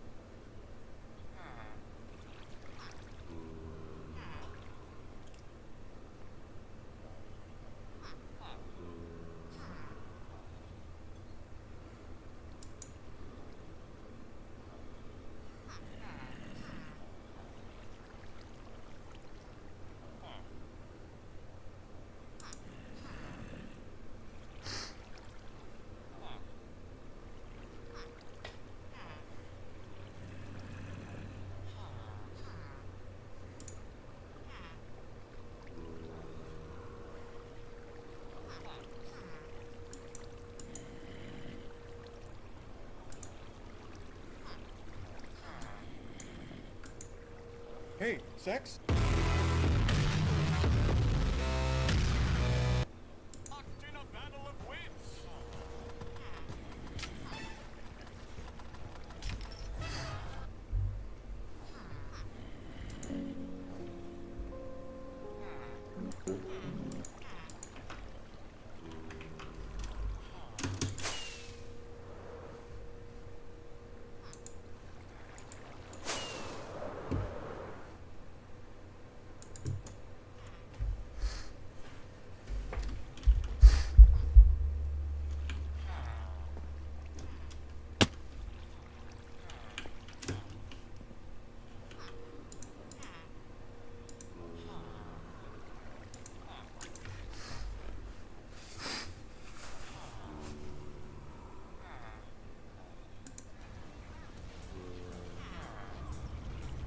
Perdón, ¿es el banco de esperma?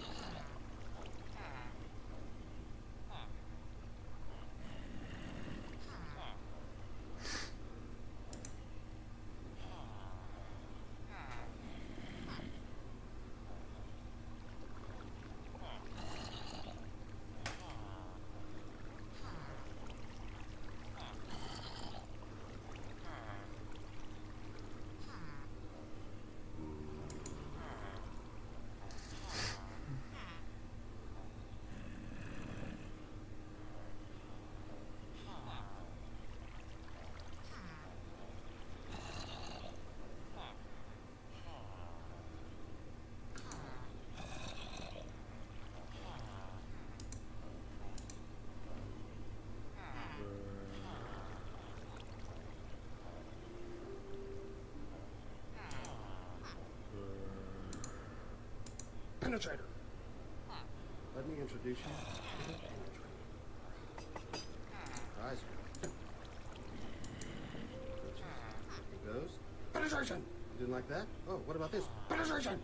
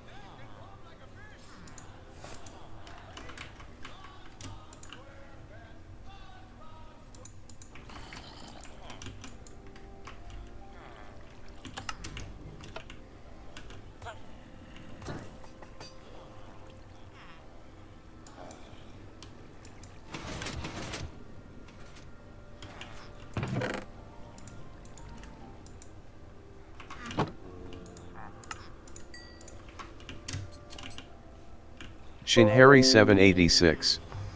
Hey. Yo, what's up, Shinharry 786? How you going?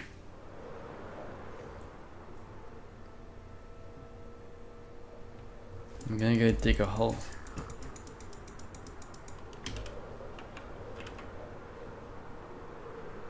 Shinharry786.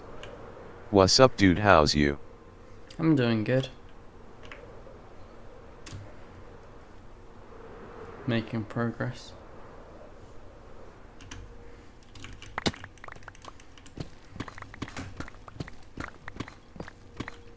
Just need to dig this out and stop procrastinating as much.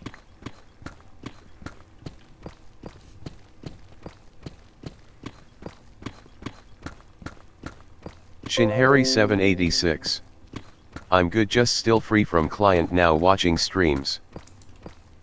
Oh yeah, nice.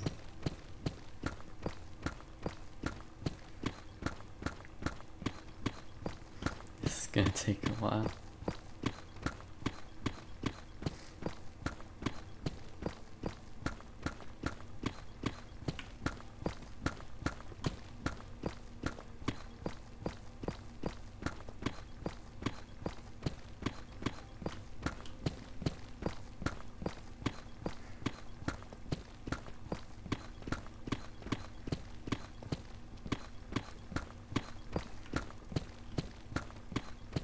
Shinharry786. What you make? I'm gonna make new diamonds. A world eater. The world eater needs trenches. And that's... And that up there is a trencher. The trencher needs a hole to go down in. So that's what I'm digging now.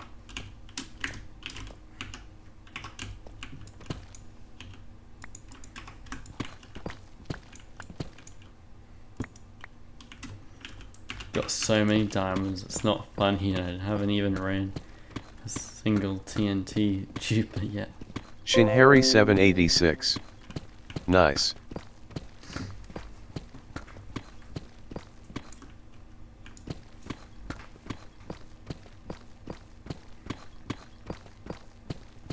Shinharry786.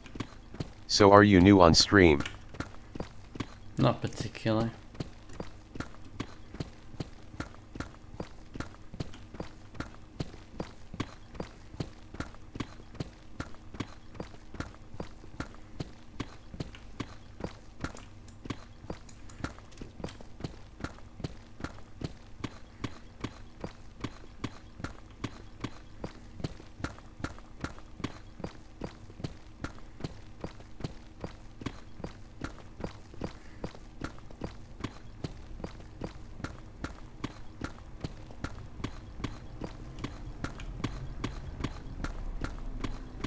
Shinharry786. What you like the most? About streaming or like Minecraft or like just in general? Shinharry786. In this game? I don't know. Probably the technical community. It's really flourishing and yeah, always growing and stuff. Always making new innovations.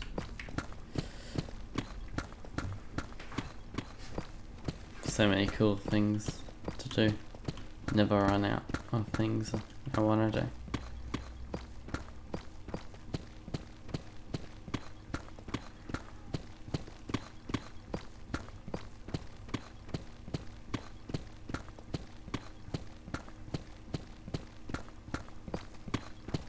Shinharry786.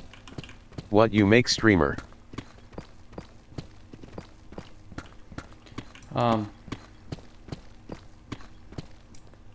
What do you mean? Like why I became a streamer? Well, I just like kind of wanted to show other people what I'm doing and like yeah, basically like plus it like stops myself from like cheating because I won't do it if other people are watching. So yeah.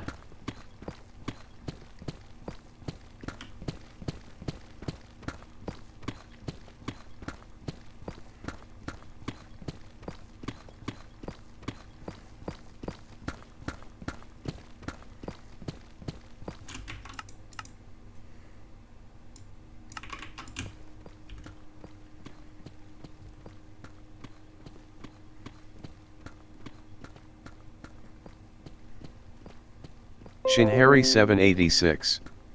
Such an amazing game, having fun relaxation adventures. Yeah. Plus there's just so much to do, like, you'll never run out.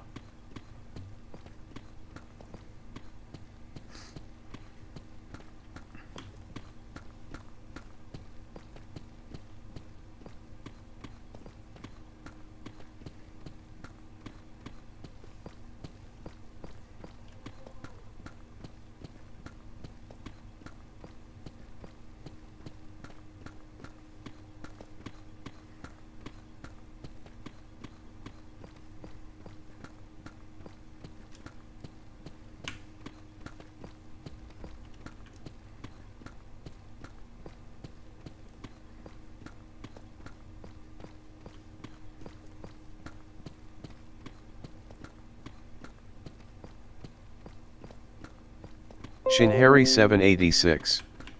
I like mining build house collections. Oh yeah. I'm not very good at building. I like to get better at building though.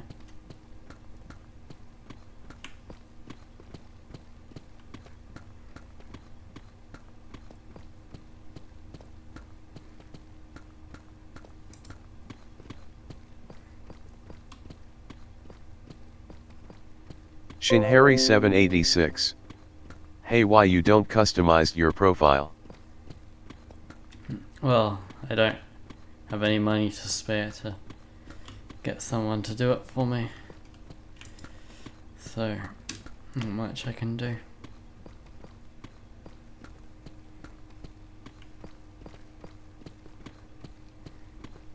Shinhari 786.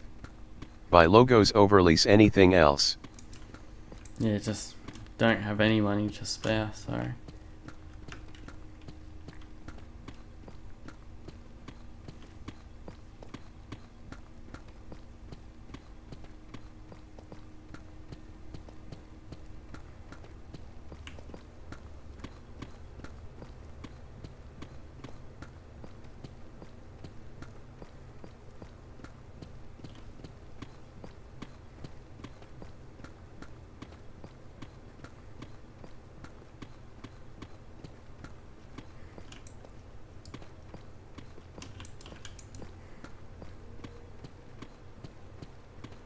Shinhari 786. You should put logo and overlay on your profile and... Yeah. Don't really need it, I don't reckon.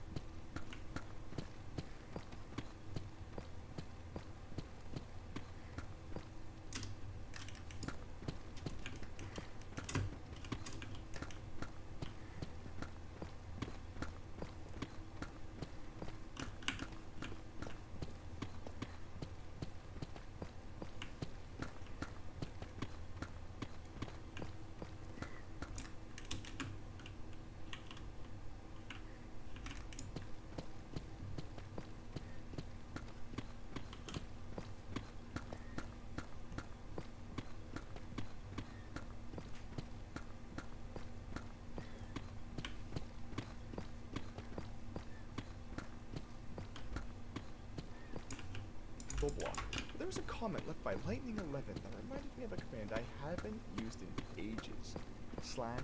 /function. I might have also forgotten that he mentioned /fill, and I need to try that eventually, but I kind of forgot about that because I got so wrapped up in /function, and holy smokes, my guy, this made everything so much easier. For instance, look, this is the first series of /setblock commands that ChatGPT generated. Plod through this file directory, make a new text file, plop the commands in there, save it as a .mc function file, relog into the world, and so now, moment of truth. If we type function, AI take 1. Ha! Actually, it's not a terrible staircase. But it didn't quite fit our needs, so back to the drawing board. First, we have to compliment ChatGPT for the work it did, of course. That was super duper good. Well done. You can pause the video to see exactly what I sent next. But basically, I clarified that I wanted guardrails and oak stairs to make the staircase. Pretty well worded, if I do say so myself. I bet the results of our second function are... Oh.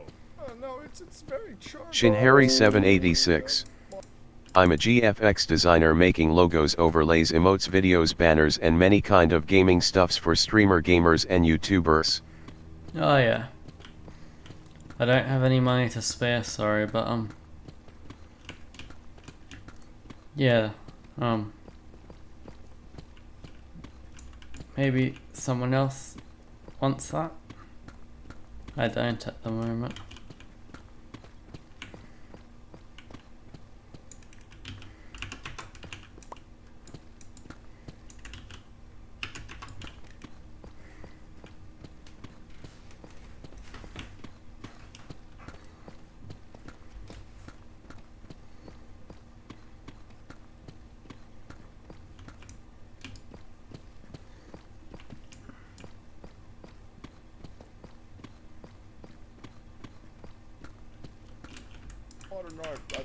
Shinharry786. Did you want to customize your profile? If you wanted to, but I don't have any spare money like I said, so wouldn't be able to pay you.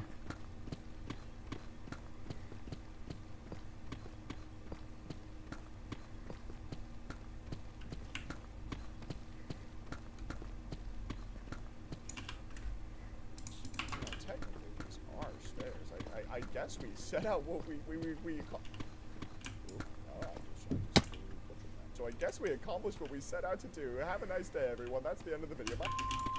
This time I detailed the request a little bit more. I recalculated the exact... Shinharry786. I make logo overlay for your profile? We have installment policy too. Yeah, sorry, but I just don't have the money right now. I'm not sure I ever will, so not much I can do about that.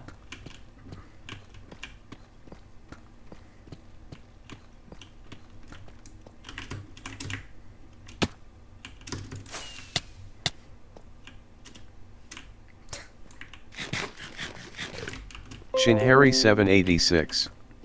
You should pay half before work and half after. Well, I don't have the money to do that, so...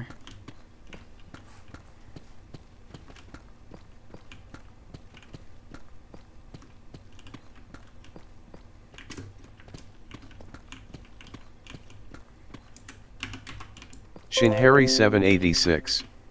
Do you have Discord? Yeah, I do, but I don't really want you contacting me on it if you're just gonna send me your portfolio and stuff.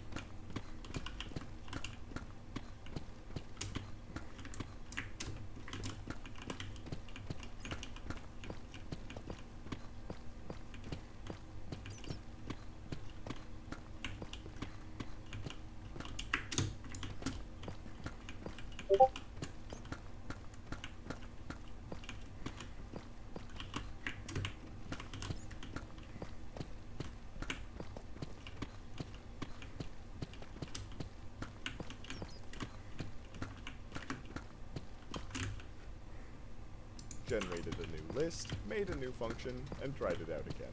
So 3. Yo, this is really good. This is actually a huge step forward. I think this has wheels. Hold on. Wait. Oh, wait. Actually, that looks incomplete. Hold on, let's try again.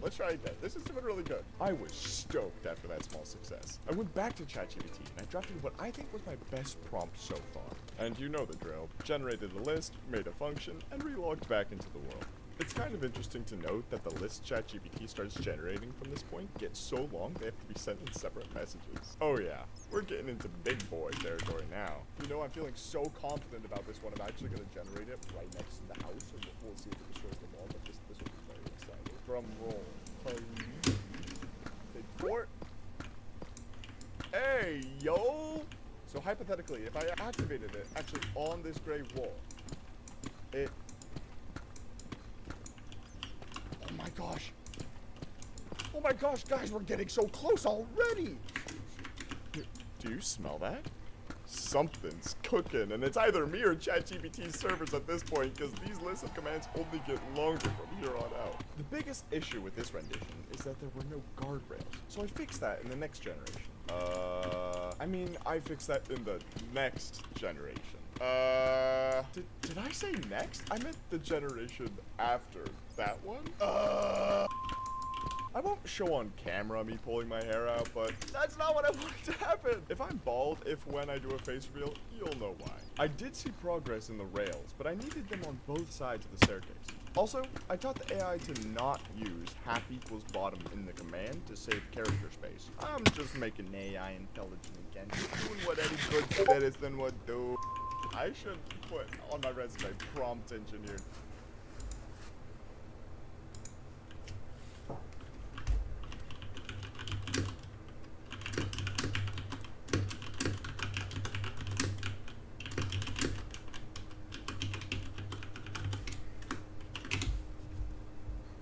Now, because even though they're not working, mind you, I feel like I've been doing a lot. This one should work. This one should work.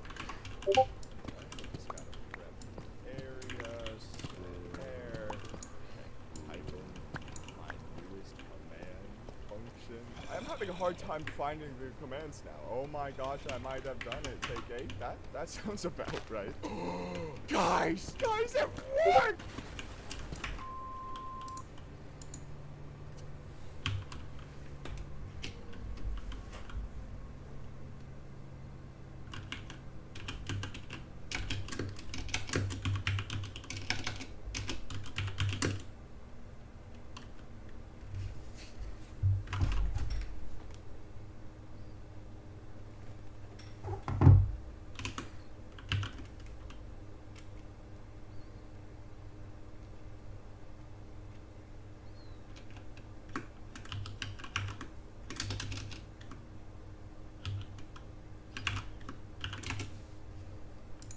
Okay, I'm actually kind of stoked. I'm not entirely stoked about this. But that was something we could fix. This was a huge victory. The only thing we had to do now was to make sure that that big empty space wasn't so, you know, big and empty. Okay, we've prepped the area again. Now we just have to go actually, create another prompt, and I think we're getting really close. This next bit was a bit more complicated. I ended up deciding to feed ChatGPT some random formula to help it fill the underside of the stairs. And, yeah, it didn't work. It did make a new type of staircase, though. That was fun. This also would be worth 7 figures in California. I knew that I was really close to having a product that I was proud of. Well, that ChatGPT was proud of. I went back to ChatGPT and typed in one of my very last prompts. I then took the results of that prompt and combined them with our most successful staircase function. This is, quite a few commands. There's 105 commands right here for this little experiment part. Oh my god. Okay, so now we just press Control Save, and now we go test it in the actual game. And finally, it was time to show off our creation. Ladies and gentlemen, it is time to function. I don't need it's way at the bottom again. Why is there so many times? Okay, now the grumbling. Finally, it was time to show off our creation. Alright, 3, 2, 1. Let's go! Holy smokes, we did it! We did it! This is actually a good staircase! This is actually okay! Holy smokes, I'm flabbergasted. I am so excited. This is really exciting stuff. I can't believe it worked. And you want to know what else I can't believe? That you took the time today to watch my video. You know what you should do? You should drop a comment down below on what you would like to see AI try to make next. Again, thanks for stopping by, and thank you to my wonderful Patreons, Skeeter, Milkies, and Broski. Tune in next time to see me make an AI find out who asked. Peace.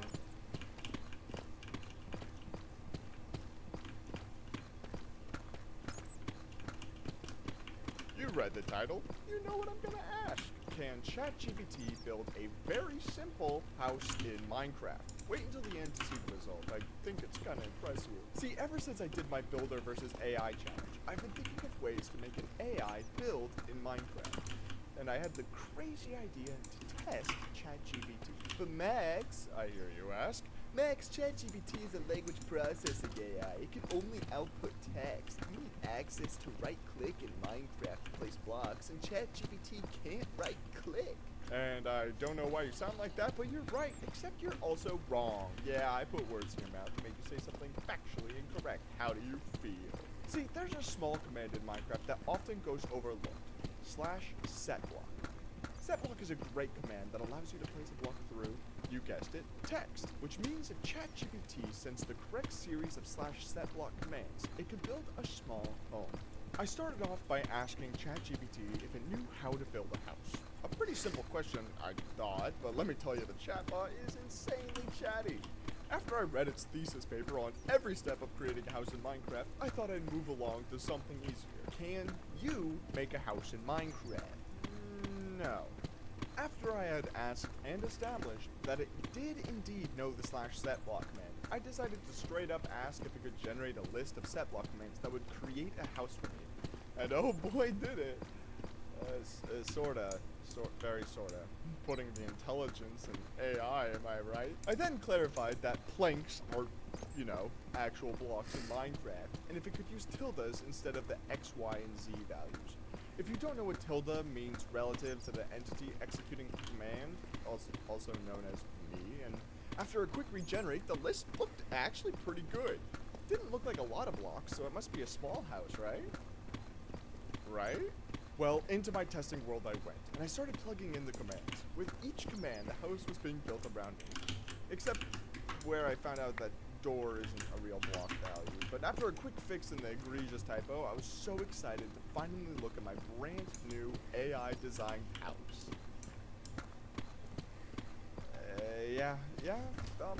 Few issues with this. Mainly look at the silly door, it's floating.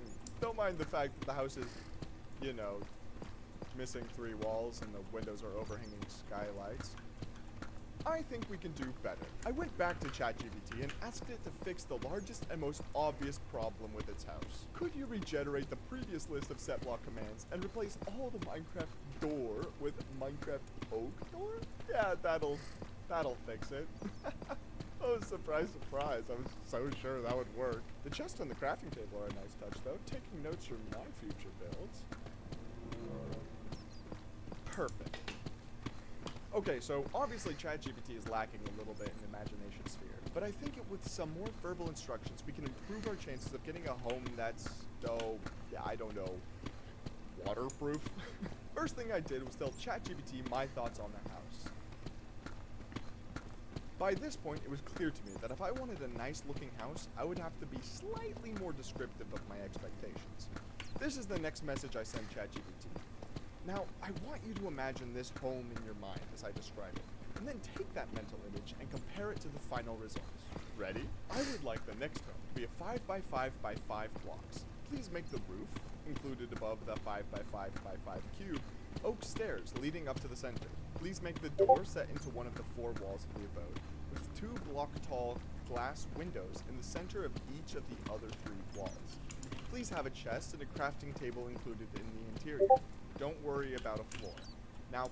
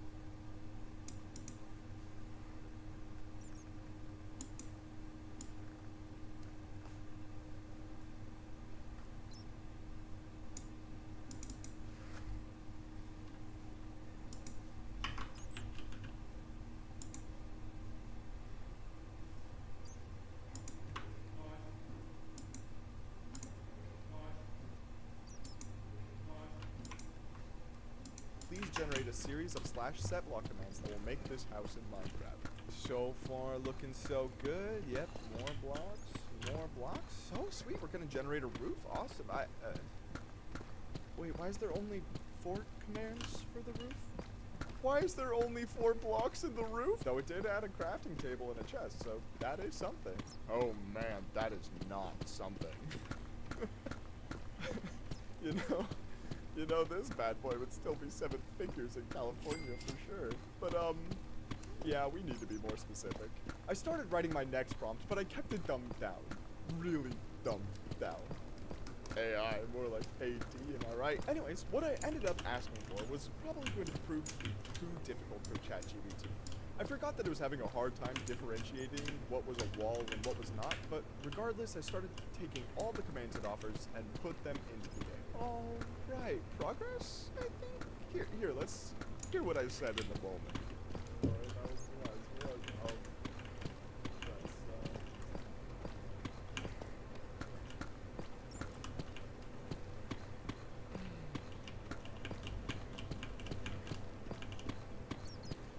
Hey, that sounded like a positive review. Well, we went back to the drawing board. Simplicity is key, I think. No more windows. Let's just try to make a nice home with just a door, shall we? Back to plugging in commands. I swear there's gotta be an easier way to do this. The effort was well spent, though. Just listen to how happy I was when I took a step back and looked at it. Yo, we made a cube! Actually made a cube! Okay. Alright, progress. We're making progress. Does this door even work? Oh, it does! Let's go! We're inside the whole ChatGPT. That's so funny. Oh my gosh, I'm actually really stoked. Now we have to try to make this a little bit better. Now we have to try to make this real. However, I did not learn my lesson and once again asked it to make some windows on the wall. You may have realized by now, I sure didn't, that asking ChatGPT to be able to identify what a wall is a really terrible idea. Really terrible. Just look at this. What is this? Like, I genuinely do not understand. I won't lie to you. At this point, I was an hour in and starting to lose hope. I knew there was a way to make something attractive. I just needed to find out the right combination of things. What was my alternative? Building my own incredible mega base like I started in my last video that you could go watch after this video, link in the description? That is ridiculous. What a ridiculous idea. Oh man, this is not getting any better. I genuinely think my best generation was this one we saw right here. A nice simple cube that I could see myself spending the rest of my days in. Yeah, it didn't really turn out how I hoped, but I still think there's a way to have ChatGPT create a stunning house without having to dictate where every block needs to be placed. I'd love to see if anybody can top the little home I have here. Shout out to my amazing Patreons, Skeeter, Milkies, and Broski. I know this video took a while to arrive, but if you've been wondering where I've been, check out the announcement section of my Discord, link in the description. Tune in next time where I make ChatGPT PvP Kiku. Peace!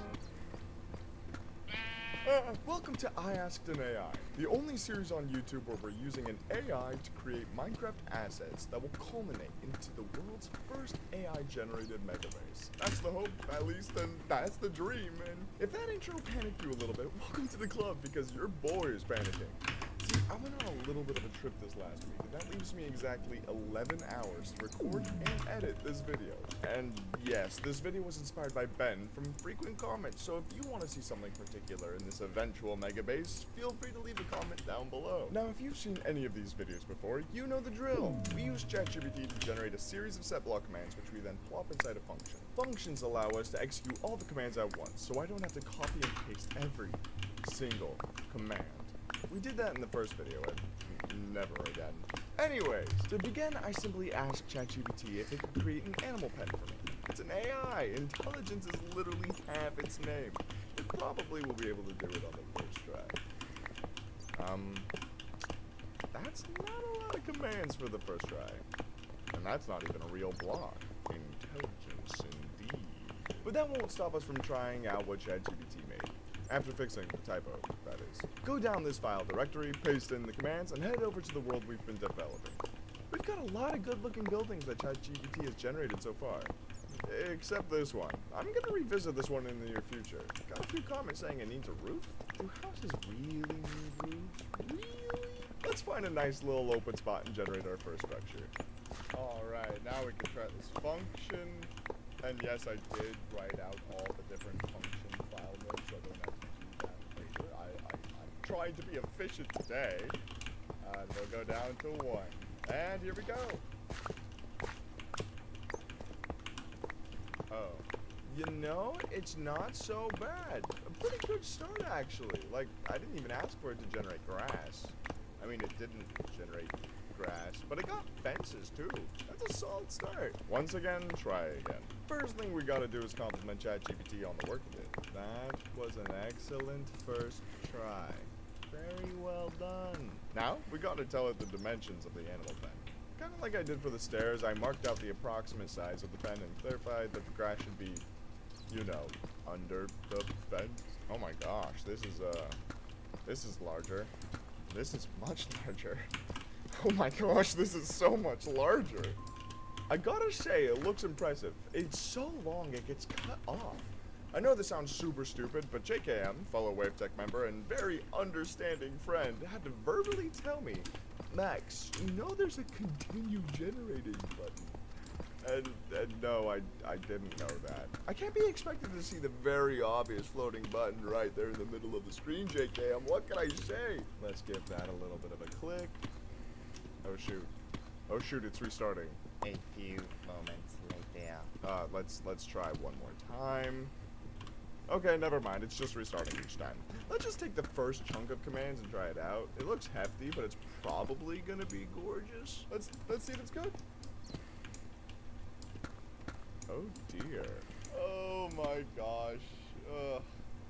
You know, if it was to generate like the whole thing, it would have just been more of this. We all know it. We all know that's exactly what would have happened. You know what was a great idea? A couple of videos ago, someone reminded me of the /fill command. And last video, ChatGPT started just using it without me asking. It was pretty sweet. Let's remind old ChatGPT about filling. What does ChatGPT stand for anyways? Does anyone know? I don't have the time to look it up. I only got a few hours left. Ah! Well, let's remind ChatGPT of the fill command. Probably will condense the amount of commands we get to two commands, 2 lines, 2 lines of commands. I'd be a madman if I actually plopped that into a function. Beautiful. No, that's pretty bad. Artificial intelligence. You know what? It's okay, as long as it doesn't happen again. Function animal 5. Oh my gosh, it happened again! Okay, we need to specify a few things to ChatGPT. Mainly the fences and grass should be on a different level. And with these commands, we should have something that we can consider usable. Just like you considering hitting that subscribe button for more weekly content, eh? Okay, that's not really useful. Why is it floating? At this point, I was starting to get worried. Time was ticking down, and none of the assets we generated would look good in our eventual megabase. Discouraged, I returned to ChatGPT and barked out a few more words. Okay, I woke up at 4 a.m. to record and edit this. Now I know I'm going to regret that line, but I already edited it. I can't take it out. Moving on. I gave it one more go. If I didn't see progress, I was going to lose a lot of hope. Generally by take 7 we have something easy. This actually might work. Mr. GBT gave me a few more doodads and I plopped them into another function. Only 3 fill commands, but it looked pretty good. Let's see how it turned out in game. Alright, here goes. Function, animal, 7. Yo! Yo, that's really good! Yo, that's really good! Hold on, that is nice! And would you be happy to know that it literally only goes up from here? I went to ChatGPT again to ask it about the corners. Don't get me wrong, this is really nice. It's just a tiny bit bland. I was thinking some logs in the corner could be nice, so I asked ChatGPT to, you know, put logs in the corners, fully expecting that it'd whiff it. Generally, ChatGPT doesn't know where to place things in a 3D space without giving dimensions or specific coordinates, so imagine my surprise when this happened. Function... oh, it's right at the top. 8. Yo! That is so good!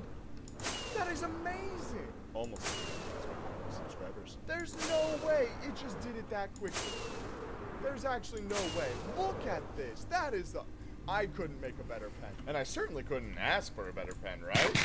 Or could I? I most certainly could. I wanted it to be a little bit more spicy. So I asked it to add some lanterns to the top of the corner pillars. Dear ChatGPT. No, we're not. I wanted to see if it could correctly guess where the corners were again. And, okay, don't pay attention to the floating lights. A quick regen should fix that. And I added a little something else that I thought would add a little pizzazz. You know, if creating life was a little bit of pizzazz. Is AI becoming too godlike? I'm down with this next function. I won't lie to you guys. I'm kind of confident that this is going to work. And you know what we like to do when we're confident it's going to work. We like to put it right next to everything else where I can't undo any damage it eventually do. There is no way. There simply is no way. That sounds right. Holy smokes! I am so impressed. I am so impressed. I don't know what to do with my hands. Wait, I have an even better idea. So hypothetically, if I activate function animal 11, it's 10 but sideways.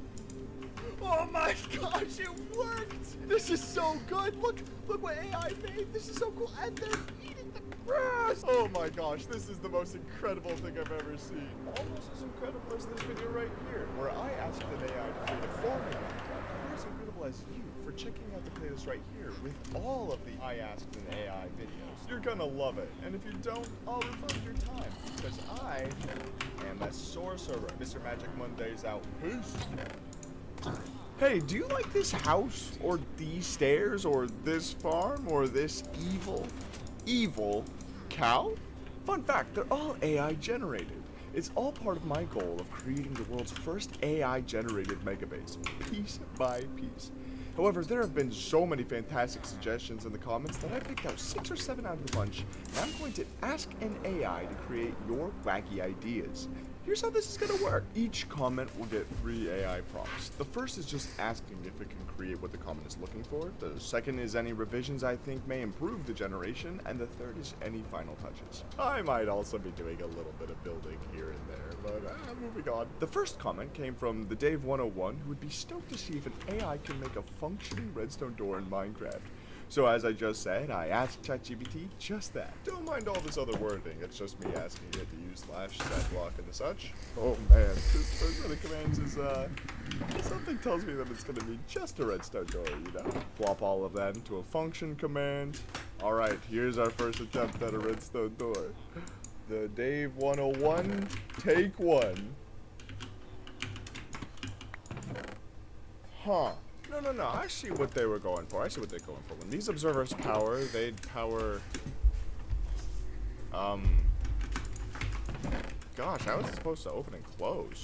Second prompt. Okay, this time I specified the style of door I think would work. It's incredibly simple, really. I genuinely would be surprised if there was a more simple redstone door out there, but let's be real, the intelligence in AI is often talked about, but rarely demonstrated. Plop all that into another function. Okay, but can you see what I was going for? The redstone block would power both pistons, and moving it would cause it to open, and putting it back would cause it to close.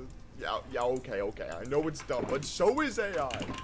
Back to ChatGPT, I win. The third try yielded some more interesting and actually usable results though. Like, check this out. Day 1013 and... Hey, check that out. Okay, it might not be the redstone door you're used to, but like, look at this.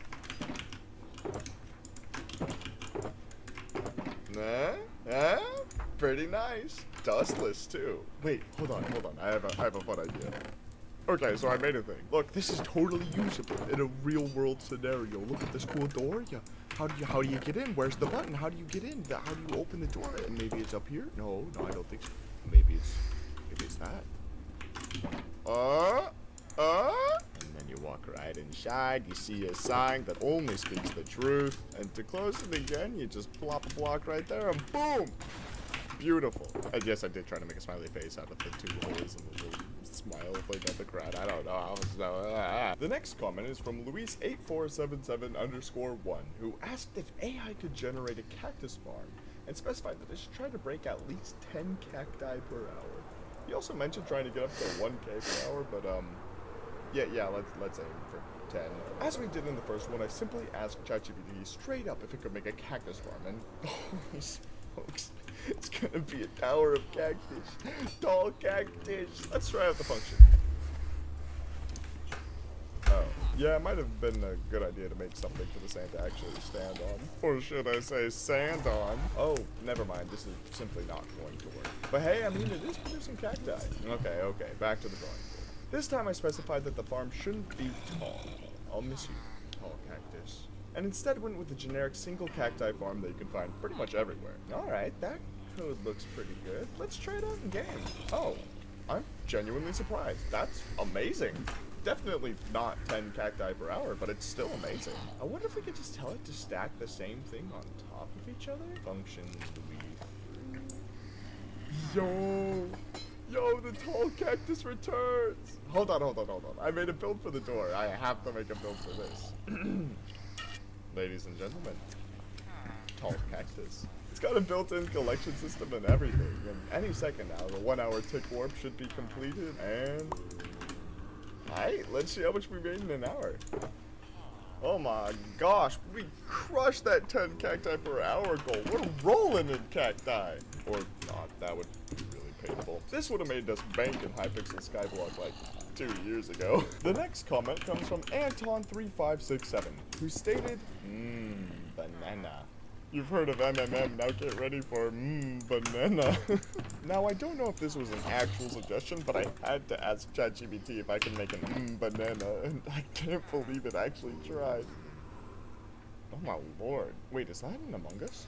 Take 2, I tried to make it look more like an banana. I'm sure we all know what bananas are, right? You know, I'm saying banana a lot, and it's starting to make me uncomfortable. Oh, that is much worse. I'm not sure how to fix this. Okay, so I threw some more text at ChatGPT, and yeah, that's definitely a banana. And now it's a banana on a plate. This next comment is from JKM, asking if ChatGPT can decorate a perimeter on WaveTech. If you don't know, JKM and I are both members of a technical Minecraft server that has dozens and dozens of perimeters, which are essentially massive holes down to bedrock if you didn't know. And I love this comment. But I think this project would be massive and would have to require a standalone episode. Leave a comment if you think we should do that. Might accidentally light ChatGPT's servers on fire, who knows? The next comment is from Emmy's Builds, asking if AI can create a simple tree in Minecraft. I love that idea. And if this works out, we can even add it to the slowly growing megabase.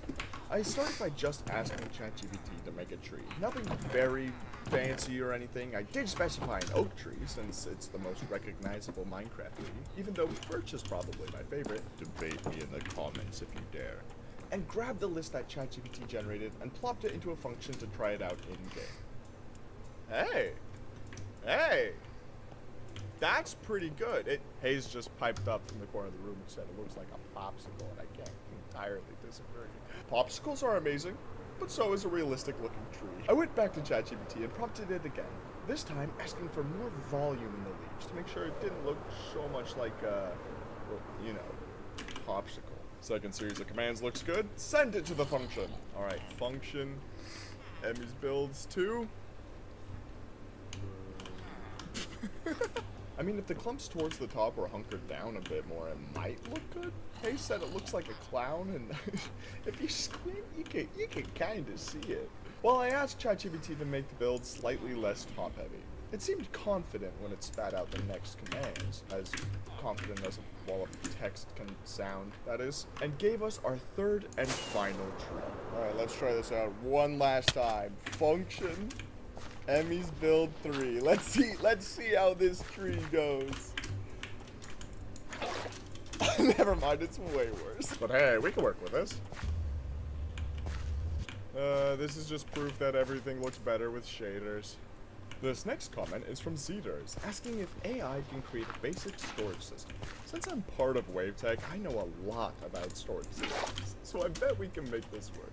And you know the drill. The first prompt is written, first function generated, first function activated, and first function bad. It's not terrible though. I like the stone bricks, and the hopper orientation is correct, but you can't open the chest?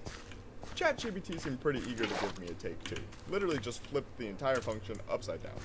It's nice, but I was imagining something slightly more complex. More chests, more hoppers, more commands, and overall much, much larger. I actually took a decent amount of time writing out the third prompt. I had a vision for how this bad boy could turn out. I just needed to be very careful with how I worded. This one prompt took me longer to think out and write than any of the other prompts in this video. It had to be great, it had to be grand, and it had to be larger. Finally, it was done. And the function? Wah, wah. But hey, the platform was larger. Let's spice this up. Behold, a nice looking 100% functional storage system. Yeah, I'm just gonna have to revisit this one for the Mega Base.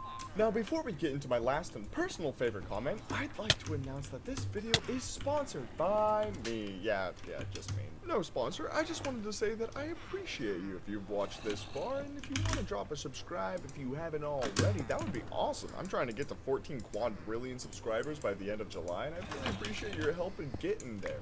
Much love, everyone. Today's last comment came from Kiss1752, asking if AI can create a TNT cannon in Minecraft. And yes, that's their real name. Definitely didn't alter their name at all. Nope, their YouTube handle definitely wouldn't get me demonetized. Nuh-uh. After my first prompt, I realized that ChatGPT was going to have a very, very hard time with this one. I told it everything that it could use to make a TNT cannon, including dispensers, redstone dust, buttons, water, and let it do its thing.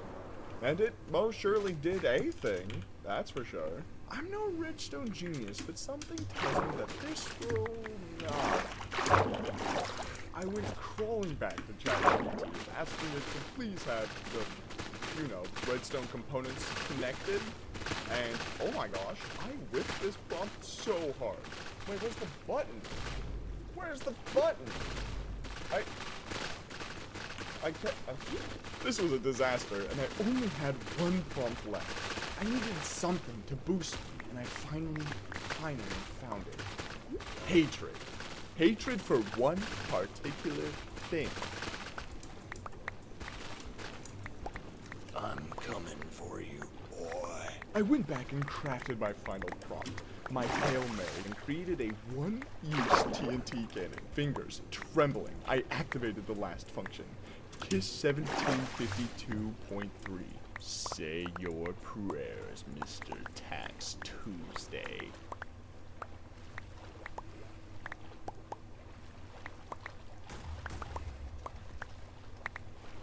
Holy smokes, it worked? The victory is nice, but the fact that it worked is awesome.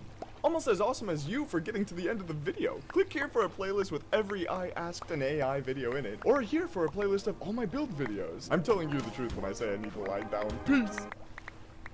2B2T, the oldest Anarchy server in Minecraft, has just spent the past 4 weeks in complete turmoil. An infamous group of hackers has been using an exploit against the entire server for the past 3 years in secret, and it's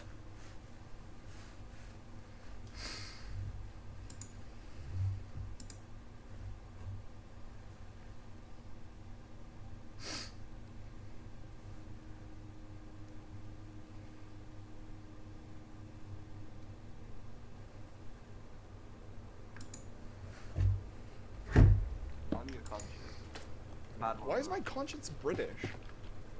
2022 is over and done. And you know what they say? New year, new illness. For me, at least, I got a little bit of a cold. You can probably hear it. But I wanted to take a little second to appreciate what 2022 meant to me as a content creator and as an individual. As many of you know, I started making YouTube videos regularly in April after the entirely accidental success of my WaveTech application video at the beginning of the year. And since then, it's been nothing but uphill. So much has happened this year, from making good pals to making huge builds to even starting streaming. Like the time where we made a music video for my tune, Minecraft Joyride.